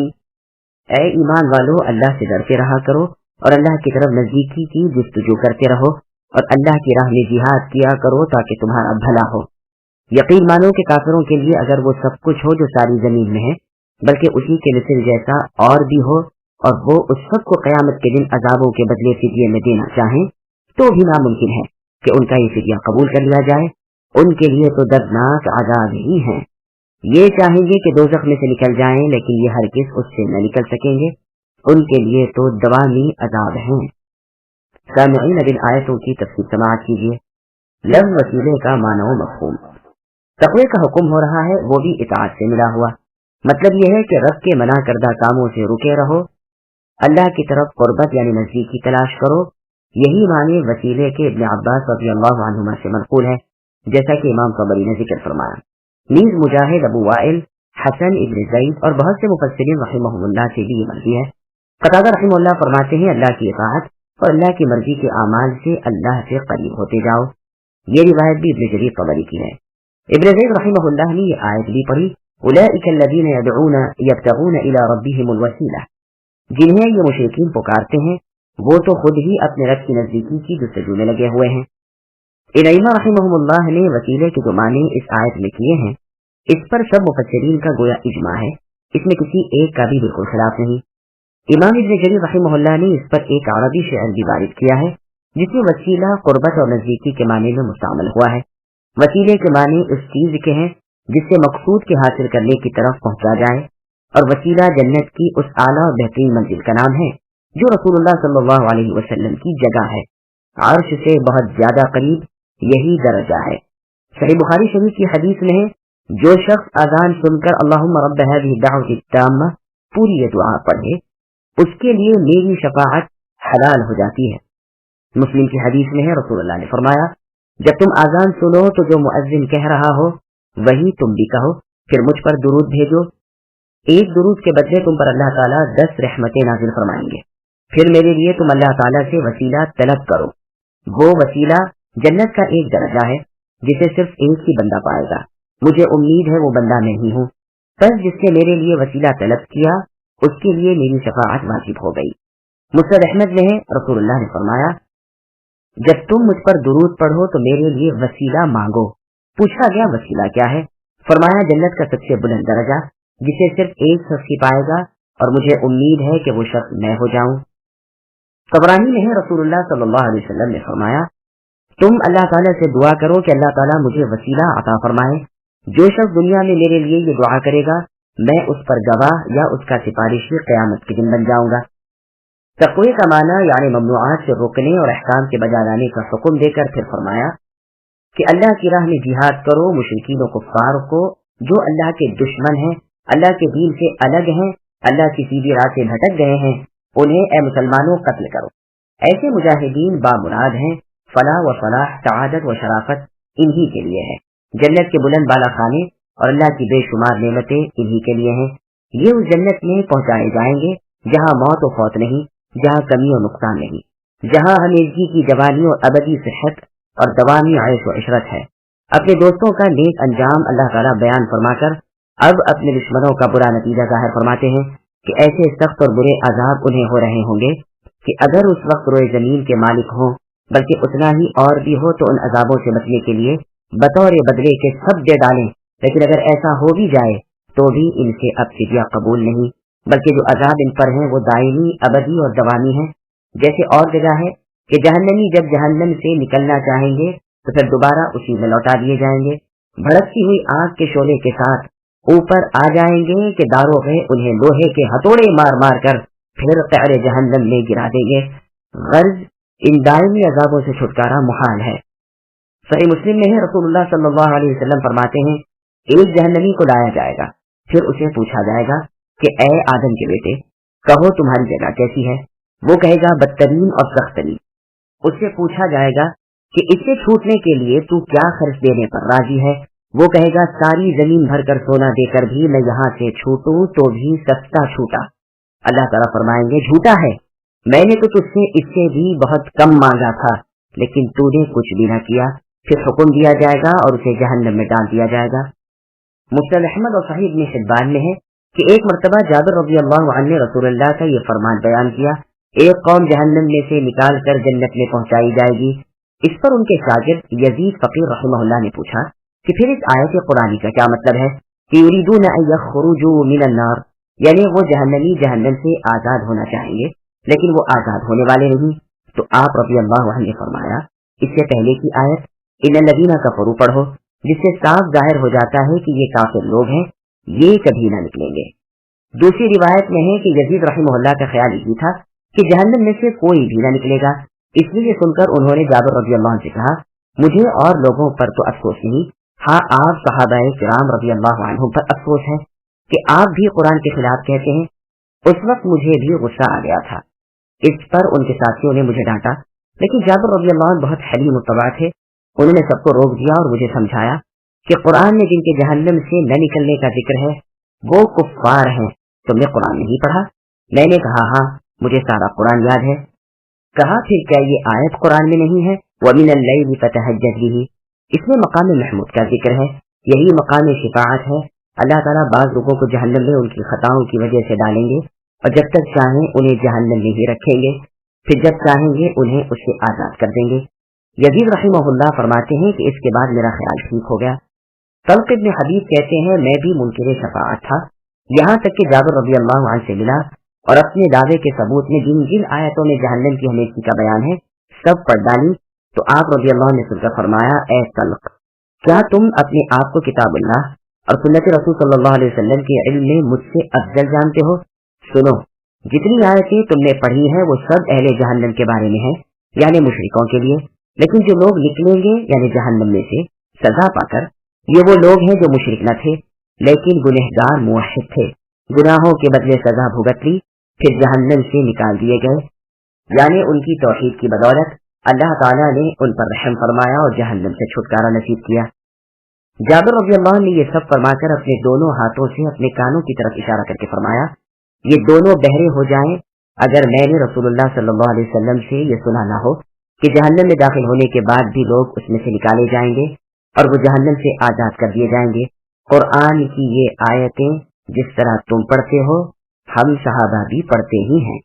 वो की रिवायत ज़ईफ है लेकिन इसके मानवी और लफ्ज़ी शवाहिद बकसरत हैं, लिहाजा ये मज़मून दीगर बेशुमार अहादीस की रोशनी में सही और ये मजहब के जहन्नम में अहले तौहीद के उनके गुनाहों के इवज़ सजा भुगतने के बाद या तो शफाअत के जरिए से नबी सल्लल्लाहु अलैहि वसल्लम की, या फिर अल्लाह रब्बुल आलमीन के नेक ईमान वाले मुखलिस बंदों की शफाअत से, या फिर शुहदा सालिहीन की शफाअत से, या फिर मलाइका की शफाअत से, या फिर खुद रब्बुल आलमीन की शफाअत से इन्हें जहन्नम से छुटकारा बिल आखिर नसीब होगा।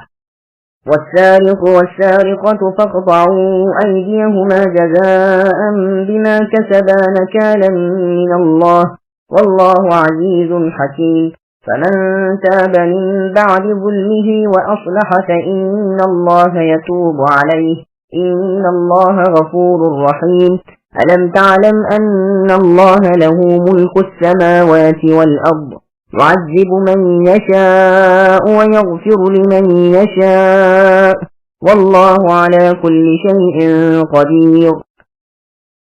चोरी करने वाले मर्द व औरत के हाथ काट दिया करो, बदला उसका जो उन्होंने किया।